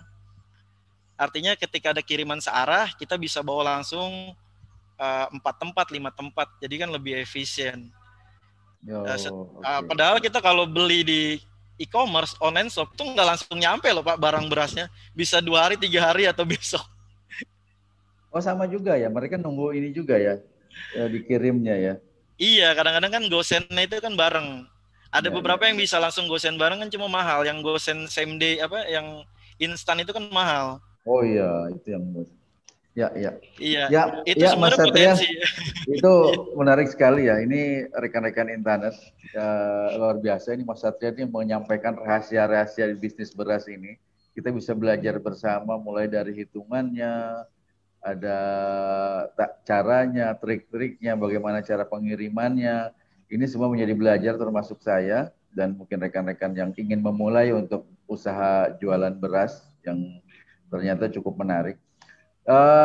Rekan-rekan Intanet, saya sudah share di kolom chat tentang tadi materi dari Mas Satria, paparannya. Kemudian saya juga sudah sampaikan kolom absensi, file absensi, link absensi. Silakan diisi karena nanti kalau sudah diisi akan mendapatkan e-sertifikat dari Intani. Nah, ini tadi sudah ada beberapa, ini Pak Harsha nih. Terima kasih Mas Satria inspirasinya. Nggak cukup waktunya kalau dibahas semua kayaknya. Wah, iya ini bisnis beras puluhan tahun ini nggak cukup nih kalau cuma 2 jam ini. Tapi alhamdulillah enaknya ketemu ya. Enaknya ketemu. Nah, makanya nanti mungkin ketika tadi Kang Helma bilang kapan kita menuju Bandung mendampingi teman-teman di sana untuk mulai usaha beras. Jadi Mas Satria menjadi konsultannya sekaligus pemasoknya nih nanti biar supaya nyambung mungkin ya di sana bisa. Mudah-mudahan. Ya. Terus Mas Satria ini paling banyak kendala apa sih di bisnis beras ini? Mas Satria terputus. Kalau untuk kendala, halo? Ya. Silakan lanjut.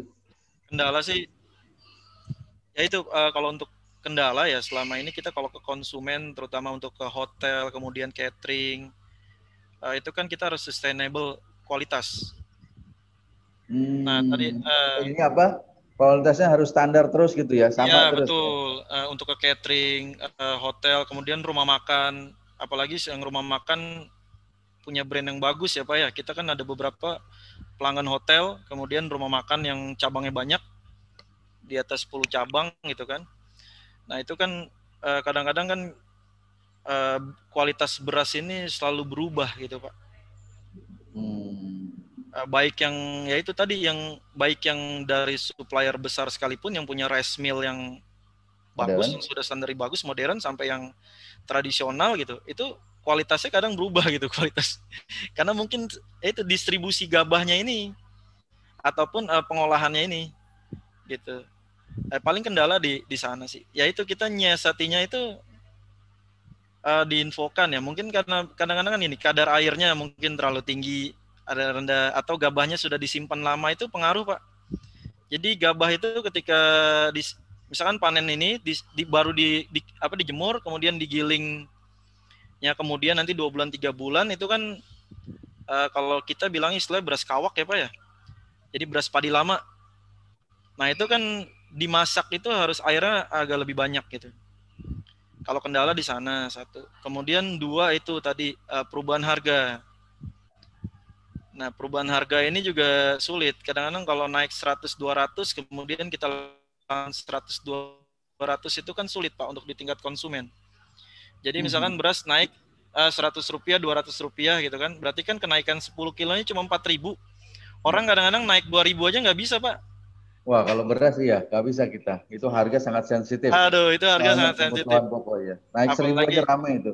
Naik 1.000 aja ramai itu. Apalagi di ecer bukan, gitu kan. Bukan 1.000 sekilo loh. Naik 1.005 kilo aja bisa ramai itu. Itu, Pak. Betul. Oh, ini ada resen ini. Oh ini Bu Ila kayaknya ingin bertanya nih. Bu Ila, monggo silakan. Halo, makasih Mas Aden. Halo Mas Satria. Halo Ibu, ya. Ini saya itu pelanggannya Pak Satria, Mas Aden. Oh, wah, pantesan nih. Udah setahun ya Bu ya? Ya, sudah dari 2 tahun lalu ya. Jadi setiap kali kebetulan saya dari ada kegiatan sosial. Jadi kalau misalnya pesan paket sembako tuh dari Mas Satria. Tadi sebenarnya pertanyaan saya banyak ya, tapi sudah terjawab semua itu dari paparan Mas Satria. Saya tuh sebenarnya dari awal itu saya tuh heran kenapa ya Mas Satria bisa memberikan harga yang begitu bersaing ya dengan tempat-tempat lain, dan kemudian ada lagi penambahan dari servis ya. Kalau tahun lalu kita tidak, kalau tahun ini saya dan teman-teman hanya tinggal kasih tas, kasih wadahnya ke tempat Mas Satria, kemudian Mas Satria akan mengisi dan akan mengantar sampai ke semua titik pembagian. Kalau tahun lalu barang semuanya di drop di satu tempat, kemudian waktu itu juga sudah dipaket-paketin oleh Mas Satria ya. Iya. Nah, jadi kalau tadi saya mikir kenapa ya kok bisa ya dapat harga murah ya, karena maklum nih kita ibu-ibu jadi cari kemana sampai dapat harga yang paling rendah. Karena kalau Rp100 perbedaan Rp50, Rp100 saja, kalau kemudian kita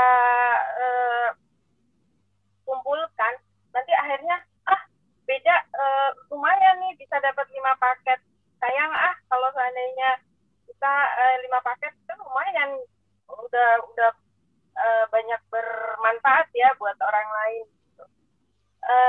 Jadi saya tuh sebenarnya sangat sangat kagum dengan Mas Satria itu dari sejak awal saya mengenal, kemudian terakhir bertambah lagi nih servisnya. Sebenarnya sih tadinya tuh pengen tanya, berarti marginnya sedikit banget dong, atau apa triknya? Tapi sebenarnya tadi udah terjawab ya. Nah itu saya mau tanya yang ini aja deh, apa sih kok mau sih Mas ngasih harga yang begitu dengan margin yang begitu tipis gitu, kok mau sih melayani kita? Kalau misalnya, dan saya banyak sekali ya kelompok-kelompok sosial yang pesan dari Mas Satria ya. Kalau dalam betul. Ramadan kemarin ini hampir setiap hari ratusan ribuan paket yang pesan dari Mas Satria. Oke, silakan Mas. Ya, terima kasih Bu Ila. Iya, saya kurang lebih kenal Bu Ila mungkin udah 2 tahun ya. Sebelumnya itu jadi ada temannya Bu Ila, Bu Reita itu berteman dengan salah satu langganan saya sudah kurang lebih 5 tahun. Jadi di Grand Wisata di Duku Bima itu, di dekat Grand Wisata ada klaster namanya Bu Nana ya. Bu Nana juga salah satu dari komunitas sosial, kemudian memberikan kontak saya ke Bu Reita, temannya Bu Ila ya. Jadi saya awalnya kan dulu hanya main beras gitu. Jadi ketika Ramadan, karena waktu itu ada permintaan dari salah satu customer dari komunitas sosial, Mas bisa nggak ya untuk dipaketin? Oh, saya bilang bisa gitu. Nanti saya cariin Bu barangnya. Jadi waktu itu ternyata harganya itu justru karena saya belanjanya dalam jumlah besar, harganya kan otomatis dapat lebih murah. Jadi misalkan minyak, saya ambil di mana yang murah nih. Saya cari, saya searching, karena nggak semuanya minyak itu murah di Indogrosir. Kayak teh pun sama, harga teh itu jauh lebih murah mungkin di distributor daripada di Indogrosir. Nah, sedangkan letak apa namanya, kalau pelanggan-pelanggan di komunitas sosial kita ini kan kadang-kadang belanjanya patokan hanya satu ya Bu ya. Jadi misalkan ke Indogrosir atau ke satu distributor gitu. Sedangkan saya itu kan mengumpulkan dari beberapa distributor dan supplier. Jadi misalkan minyak ini murah dari sini gitu. Oh ini teh murah dari sini. Telur murah dari sini gitu. Gula itu murahnya di sini gitu. Jadi itu kemudian saya kumpulkan, saya simpen, nah sehingga saya bisa ngasih harga yang lebih kompetitif gitu. Kalau mengenai saya ngasih servis lebih, memang itu sudah servis kita dari awal buka toko, dari mulai tahun 2000, kita memang free ongkir, dan ada satu lagi nih mungkin yang tidak pernah saya ceritakan ke kompetitor atau ke orang lain, tapi saya share di sini. Ada yang menarik dari toko saya Pak Aden sebenarnya dan teman-teman. Wah, ini Di toko saya itu ini rahasia sebenarnya, ingin berbagi aja. Jadi kalau prinsip yang diajarkan di kami, di keluarga kami itu kan konsep kejujuran. Kemudian konsep kejujuran ya, otomatis akan melahirkan keberkahan itu ya dalam ajaran yang saya pahami. Jadi kita itu pertama selalu jujur dalam timbangan. Jangan salah loh, beras-beras yang premium aja kadang-kadang bisa timbangannya kurang se-on 2 on atau 3 on. Nah itu yang pertama, kita itu selalu di timbangan. Kemudian kita selalu jujur soal beras kualitas buruk, kita bilang buruk, kualitas baik, kita bilang baik. Jadi ketika kita dapat barang lebih buruk dari sebelumnya, pasti akan kita infokan ini kualitasnya lebih buruk Bu, walaupun misalkan ini mereknya sama gitu. Jadi misalkan kita dapat merek A, tahun bulan lalu itu dari supplier kualitasnya bagus, bulan ini menurun, itu pasti kita infokan. Ini kualitasnya lagi bagus, mau tetap pakai ini atau diganti ke yang lebih mahal atau diganti ke merek lain, itu kita infokan. Kemudian ada satu lagi yang paling menarik, beli beras di kita itu bisa ditukar Pak Aden. Untuk orang-orang kok kepulenan ya berasnya. Oh ini kok agak mekar ya Mas ya, kok keras ya nasinya gitu kan. Kok ini kurang wangi, itu kita bisa ditukar. Bisa tukar barang atau tukar uang. Dan itu kita terapkan dari tahun 2004 sampai sekarang sudah 16 tahun. Bahkan orang yang beli barang di supermarket, misalkan beli di retail modern, terus Bu ini saya dapat beras kok jelek. Mas Satria ini saya dapat beras jelek Mas, kemarin beli di ini orang Mas Satria tutup. Itu bisa ditukar di kita. Wah, ini itu luar biasa ini.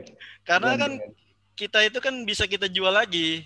Artinya kita telah dibuka, kita jual lagi, kecuali barang rusak. Kalau barang rusak pasti kita balikin lagi ke pabrik kan, diselip ulang atau dijemur atau apa ya. Kalau berasnya sudah rusak sih, sudah basah sih, udah nggak bisa gitu. Ya paling kalau kutuan kan juga ada beberapa kategori ya. Jadi ini juga informasi kepada teman-teman. Kadang-kadang kok berasnya kutuan ya gitu. Jadi beras yang baik itu setahu saya dalam 1 bulan itu pasti dia ada kutu-kutu kecil. Nah, kalau kutu-kutunya kecil ini cukup bisa dijemur, dia terbang. Nah, kalau kecuali yang agak-agak besar ya, udah agak-agak besar, paling jemurnya harus benar-benar lama di oven lagi atau di slap ulang. Itu justru ada teman dokter itu bilang, ini justru kandungan kimianya atau ureanya lebih sedikit di beras ini ketimbang beras yang tidak dikutuin sama sekali, gitu. Nah, itu. Nah tadi kalau untuk Bu Ila ya, kenapa saya bisa ngasih harga kompetitif? Karena ya tadi market saya kan ada beberapa tadi. Kita ada hotel, ada rumah tangga, ada komunitas. Jadi saya memang menerapkan spiritual company di toko saya. Jadi kalau untuk kita ke komunitas sosial, bahkan untuk beberapa barang itu kita tidak ambil margin. Jadi kita cukup ambil margin dari beberapa barang, Bu. Jadi misalkan kayak gula saya tidak ambil margin. Terus dari minyak kadang kita nggak ambil margin, tapi kita dari teh ngambil margin, dari beras ngambil margin, kemudian dari ongkos. Jadi tapi tetap kita hitungan untung, karena prinsip yang harus ditanamkan dalam usaha itu harus untung walaupun Rp1.000, Rp2.000. Nah, dan kalau komunitas itu kan volumenya karena ambilnya besar, kayak Bu Ila itu kemarin itu kurang lebih aja di komunitasnya Bu Ila ya 400 untuk untuk paket. 600-an paket. Ya, 600 paket, belum ditambah yang ke panti-panti ya Bu ya.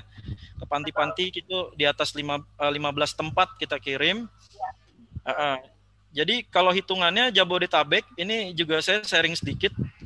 Untuk bensin itu, kita Jabodetabek itu nggak akan lebih dari 100.000 untuk mobil ya, ketika kita punya mobil pribadi. Untuk tol itu pasti nggak akan lebih juga dari 50.000, saya udah coba. Paling Bu, artinya paling tinggi operasional kita untuk pengiriman Jabodetabek itu paling besar itu sekitar 200.000. Jadi ketika kita bawa barang udah di atas 1 ton itu kan keuntungan kita kalau misalkan taruhlah 5% ya, 5% berarti kita untung sekitar 500.000 dengan kita cost operasional 200.000, kita masih untung 300.000 per hari. Dan kalau kita rutinkan sebulan itu kan udah 9 juta. Itu kan cukup yang uang yang cukup lumayan gitu kan. Lumayan besar gitu. Ya itu seperti itu. Wah. Saya menambahkan sedikit ya. Jadi begitu Bu Ila, mudah-mudahan bisa jawab. Iya. Ya, iya boleh Bu. Promosi buat Mas Satria. Mas Satria ini Pak Den kadang-kadang beliau mengantar langsung loh sendiri dengan bahkan tidak dengan mobil niaganya tapi dengan mobil pribadi kalau seandainya tidak banyak ya Mas ya, seperti yang terakhir saya kan hanya berapa puluh paket itu langsung diantar. Dan kemudian kalau tadi kan kita bicara beras ya, padahal banyak juga sebenarnya paket-paket yang lain yang sertakan ya, kalau misalnya dalam sembako dan beberapa merek yang seperti tahun lalu kita menemukannya di tempat Mas Satria. Jadi begitu ternyata ada mie yang enak itu, akhirnya kita pesan banyak buat pribadi lewat Mas Satria. Jadi memang luar biasa Mas Satria ini kita beruntung bisa berkenalan, dan ini memang menginspirasi kita juga Mas Aden dan teman-teman. Terima kasih Mas Aden. Ya, terima kasih Bu Ila. Wah, ini testimoni ya, salah satu customer nih Mas Satria, luar biasa. Dan ini banyak sekali, ini ada komen juga luar biasa, manfaat Kang Satria, Mas Agus Sugiarto. Ini menarik ya dengan konsep tadi Mas Satria bilang bahwa jujur dalam timbangannya. Terus kemudian hitung-hitungan kos yang luar biasa itu. Kalau kos yang cuma 150.000 atau sampai 200.000 ternyata untungnya 300.000, ya kenapa tidak? Ketika dikalikan 30 kan jadinya 9 juta juga, betul ternyata. Luar biasa ini Mas Satria. Ya, itu tadi di materi itu ada saya sampaikan lagi bagi yang terlambat, materi itu tadi ada hitung-hitungan cara memulai bisnis beras dengan angka yang kalau punya kios kecil itu dengan angka 15.400.000 sudah jadi. Malah kalau mau jualannya online cukup 15 juta kurangi 9 juta, berarti cuma 6 juta udah jadi barang tuh, udah bisa jualan beras ya.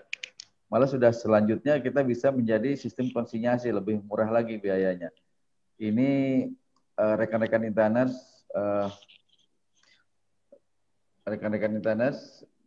memang hari ini apa yang kita tes, ini saya kedengaran nggak ya? Kedengaran. Ya. Apa yang kita sampaikan pagi ini di awal setelah puasa ini benar inspirasi bisnis yang diharapkan bisa menginspirasi rekan-rekan Intanas bagaimana cara memulai usaha yang ternyata tidak harus ribet. Walaupun nanti pada prakteknya tidak selalu mudah. Harus ada upaya-upaya. Bahkan tadi Mas Satria bilang, saya harus cari nih yang panen di daerah mana. Cuma nyari selisih 200 perak. Tapi 200 perak kali sekian ton gitu kan. Itu menjadi sesuatu. Menjadi sesuatu. Nah ini trik-trik berikutnya.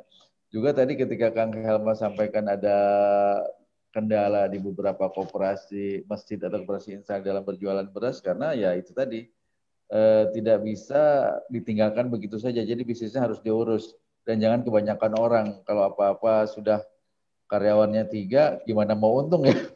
Iya. Jualannya setengah ton, karyawannya 3 gitu kan? Itu kan ngaco itu. Ya, Mas Satria, oke. Itu tadi kendala sudah disampaikan. Mas, ada nggak misalkan bisa pernah nggak menghadapi tadi misalkan ketika ada supply barang yang kurang bagus untuk kita, itu apa ya solusinya? Bagaimana cara menyampaikan karena misalkan untuk si customer yang sangat rigid dengan kualitas, misalkan restoran atau mungkin hotel, itu kan nggak bisa ditelepon dinego bahwa ini lebih buruk dari kemarin seperti tadi Mas Satria bilang. Ini bagaimana nih caranya? Jadi ini gini, makasih Pak Den ini kesempatannya. Ini saya sampaikan juga ya, ini mungkin ya entah terpikir atau tidak terpikir, ini juga salah satu rahasia dari saya yang saya share di sini. Kami setiap ada barang masuk, itu kami tes masak Pak Den. Oke. Jadi semua beras dimasak beneran ya? Iya, jadi misalkan supplier A datang barang masuk, itu pasti besok kita tes masak. Supplier B masuk, kita tes masak gitu. Dan kadang-kadang kita sampling kan, ketika misalkan sampling aja, misalkan sudah rutin nih, tapi nanti ya kita tes masak, misalkan brandnya baru lah dalam katakan, atau supplier kita baru. Itu pertama kita tes masak, kemudian yang kedua ya enggak, nanti kalau udah ketiga kita tes masak lagi. Tapi rata-rata semua barang yang baru masuk pasti kita tes masak. Dan kita uji, jadi pulennya airnya seberapa, kemudian awetnya berapa lama gitu kan. Kalau beras premium itu yang bagus itu bisa sampai 24 jam di Magicom, itu bagus, nggak kuning sama sekali. Nah, kadang-kadang ini kebanyakan rumah tangga ya, karena pelanggan saya banyaknya ibu-ibu. Jadi harus ekstra sabar menghadapi ibu-ibu gitu. Jadi gini Pak Den, tidak selamanya misalkan beras kita itu jelek. Karena kan tadi kan saya bisa retur kan. Bisa retur, artinya ketika ada komplain dari pelanggan bisa kita retur. Cuma kadang-kadang kita kenali dulu, karena kita sudah punya data di awal, artinya kita punya persiapan sebelum perang. Jadi ketika menghadapi komplain itu, pasti akan kita tanyakan, ketika memang beras kita kualitasnya bagus, terus dikomplain, itu kita akan tanyakan, Ibu masak berasnya pakai air apa Bu? Yang pertama, karena ingat ketika kita masak nasi, itu kan komposisi 50%-nya kan pasti air ya, kita pakai air, bahkan 2 kali lipat dari beras, misalnya seliter airnya 2 liter gitu kan, 2 kali lipatnya lah airnya misalkan yang dimasak. Nah, air itu kan berarti pengaruh dari hasil nasinya. Kemudian Magicom, kadang-kadang Magicom itu beda merek, beda kualitas. Dan kalau sudah lama itu biasanya dia termostatnya itu kan terlalu panas. Nah, ketika dimasak terlalu panas itu beras otomatis bisa kuning atau misalkan terlalu kering gitu. Nah, jadi seperti itu. Saya jadi kalau sudah gitu perlu beli magic jar yang baru gitu ya intinya. Iya, jadi nggak selamanya. Saya ketika bukan beras saya yang salah Bu, magic jar Ibu harus diganti gitu. Harus disampaikan. Ya ada beberapa kasus seperti itu dan alhamdulillah solusi gitu. Jadinya oh iya Mas ternyata emang Magicom-nya rusak. Oh iya Mas ternyata memang airnya Mas gitu. Jadi saya karena pakai air pump itu kan sedikit banyak mengandung kaporit Pak dan tawas. Gitu kan, beda kita masak sama air sumur yang bagus atau kita pakai air galon, itu kan beda kualitasnya, hasil nasinya Pak. Selama ini kan itu nggak diterangkan, tapi kalau saya punya prinsip yang saya tanamkan juga ke anak-anak toko, pegawai-pegawai di toko, artinya sebisa mungkin kita memberikan informasi yang lengkap kepada pelanggan. Artinya airnya harus seberapa yang dikasih, kemudian ini nanti awetnya berapa lama, gitu. Ada informasi di awal. Gitu. Jadi ketika kita ada komplain, kita bisa diminimalkan lah gitu, atau bisa kita handle sebisa mungkin jadinya. Gitu Pak Den. Ya, sip, oke. Ya Mas Satria terima kasih. Ini saya masih nunggu informasi nanti Pak Guntur mau menutup acara atau tidak sebentar. Sebentar ya saya sampaikan dulu.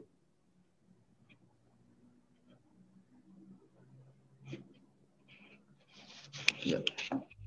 Mas Satria, ini saya terus terang kaget, ini luar biasa ya, ternyata effort itu, trik-trik bisnis, trik-trik usaha, hitungan sekian macam menarik dan ini sudah disampaikan di forum ini dengan sangat bagus dan ini kita semua menjadi belajar bahwa ternyata bisnis itu harus kreatif ya. Kreatif dalam mencari sumber pemasok itu juga kreatif, cara menghitung keuntungan, cara untuk memberikan layanan juga harus kreatif.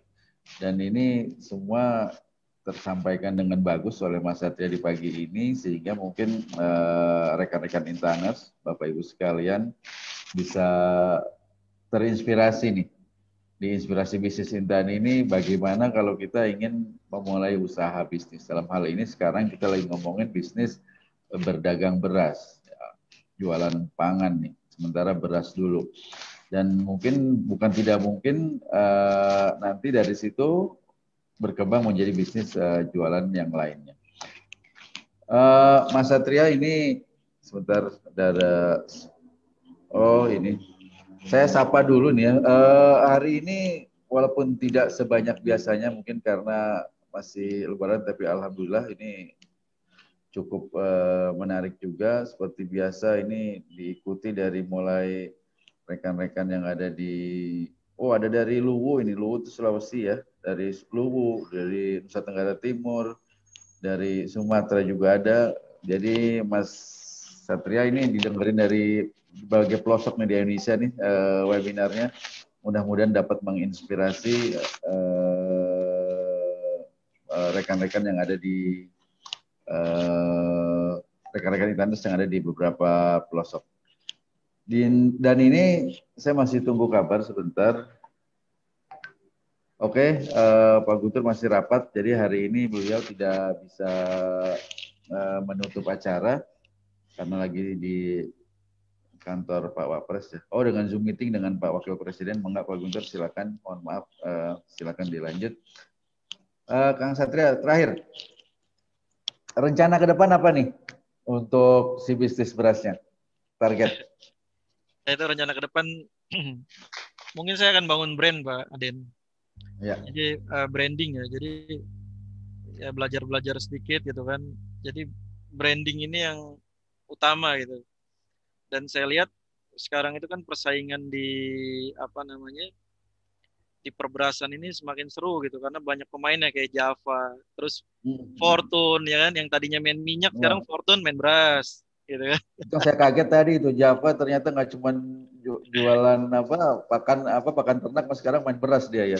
Iya itu tadinya kan jagung. Tadinya perusahaan jagung kan Fasham itu kan. Iya.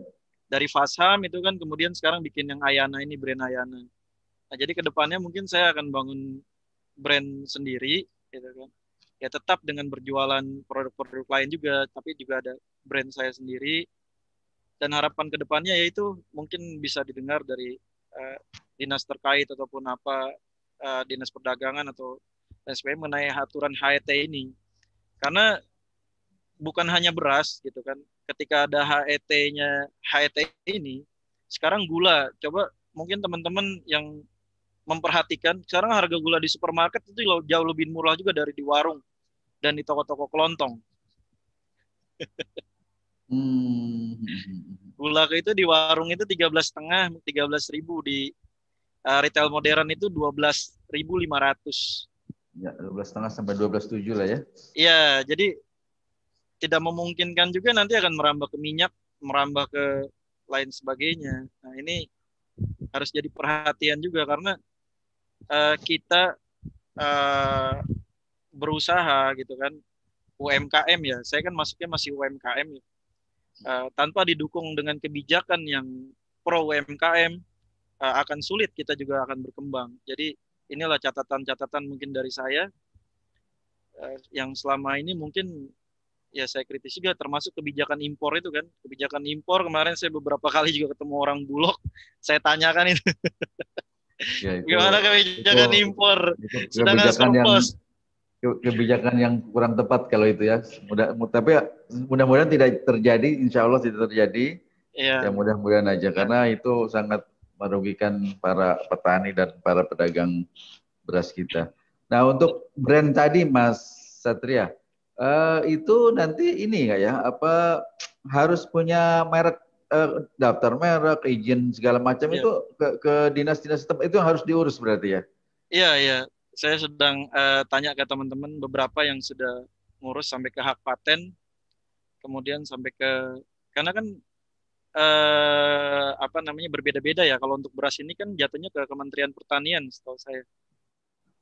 Betul, betul.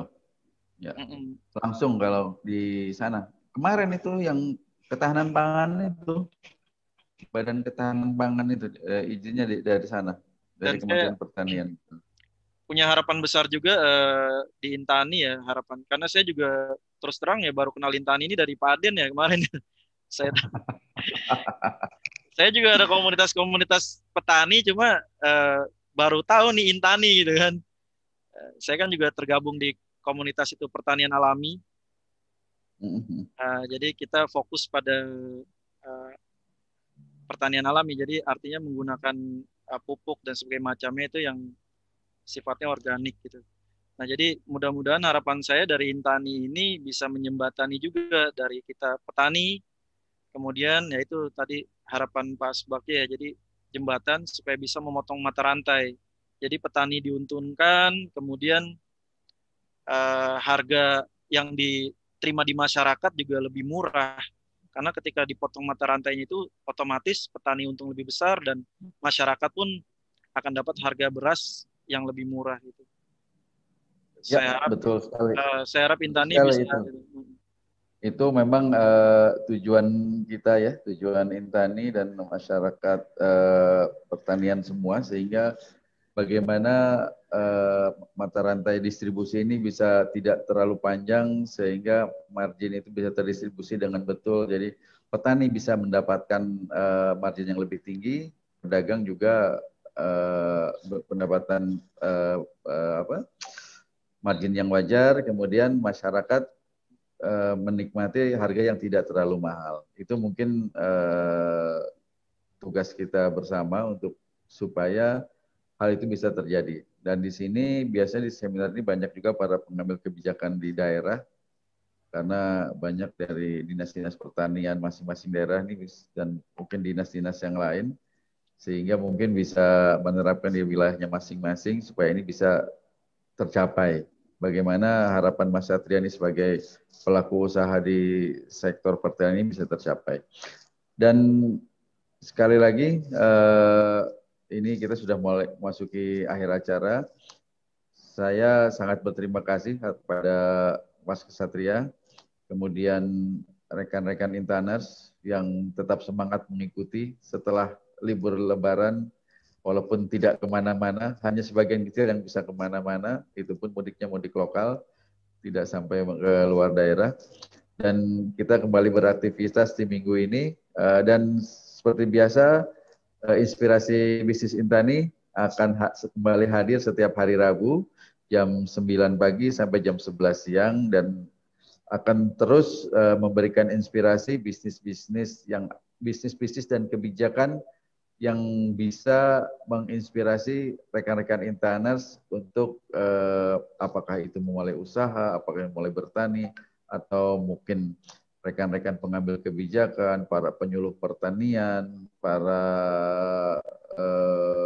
wijaiswara, sehingga bisa tercipta sinergi menjadi komunitas pertanian kita menjadi lebih baik. Dan yang diharapkan tadi yang disampaikan Mas Satria di awal paparannya bahwa apa tadi Mas Satria, pangan yang tangguh. Ya. Saya bacakan ya tentang kedaulatan pangan. Saya bacakan sedikit. Ketahanan pangan, kemandirian pangan, dan kedaulatan pangan harus menjadi tekad kita bersama. Karena tadi disampaikan bahwa perang di masa depan adalah perang menguasai sumber alam, khususnya pangan. Ini yang disampaikan Menteri Pertahanan kita Pak Prabowo Subianto ya, dan tadi dikutip oleh Mas Satria. Mungkin demikian paparan hari ini. Mas Satria, terakhir ada yang ingin disampaikan? Monggo silakan, masih ada beberapa menit untuk closing statement. Terima kasih. Mungkin saya ingin menyampaikan terima kasih sebesar-besarnya kepada Intani yang telah memberikan kesempatan kepada saya untuk men-sharing tentang profesi saya, kegiatan saya dalam usaha bidang beras. Jadi usaha yang dari orang tua kemudian saya kembangkan sampai sekarang saat ini. Dan saya juga mohon maaf mungkin dalam penyampaian banyak kekurangan atau ada salah kata, saya mohon dimaafkan dari teman-teman sekalian. Harapannya kita bisa saling berbagi informasi, kemudian saling support untuk kedaulatan pangan Indonesia. Terima kasih. Iya, terima kasih Mas Kesatria. Itu luar biasa sekali, Mas Kesatria Putra. Beliau adalah pedagang beras milenial ya, pengusaha yang ternyata latar belakangnya tapi bukan pertanian, malah peternakan ya, tapi mirip-mirip sedikit lah. Masih berhubungan dengan Intani. Dan ini sangat luar biasa. Beliau sarjana dari Universitas Gadjah Mada yang terus menggeluti beras dan ingin mengembangkan bisnis berasnya sehingga ingin mencapai memiliki brand sendiri. Luar biasa, kita doakan bersama, insya Allah bisa tercapai. Amin. Rekan-rekan Intaners, demikian inspirasi bisnis Intani pagi ini. Inspirasi bisnis Intani seri yang ke-25 sudah tidak terasa, sudah 25 kali. Setiap hari Rabu kita selalu bersama-sama untuk mengikuti acara ini dan diikuti mulai dari di ujung Aceh sana, dari Biren, dari Takengon dan kemudian dari Sumatera Utara sampai demikian dari Jawa, ada juga dari Kalimantan.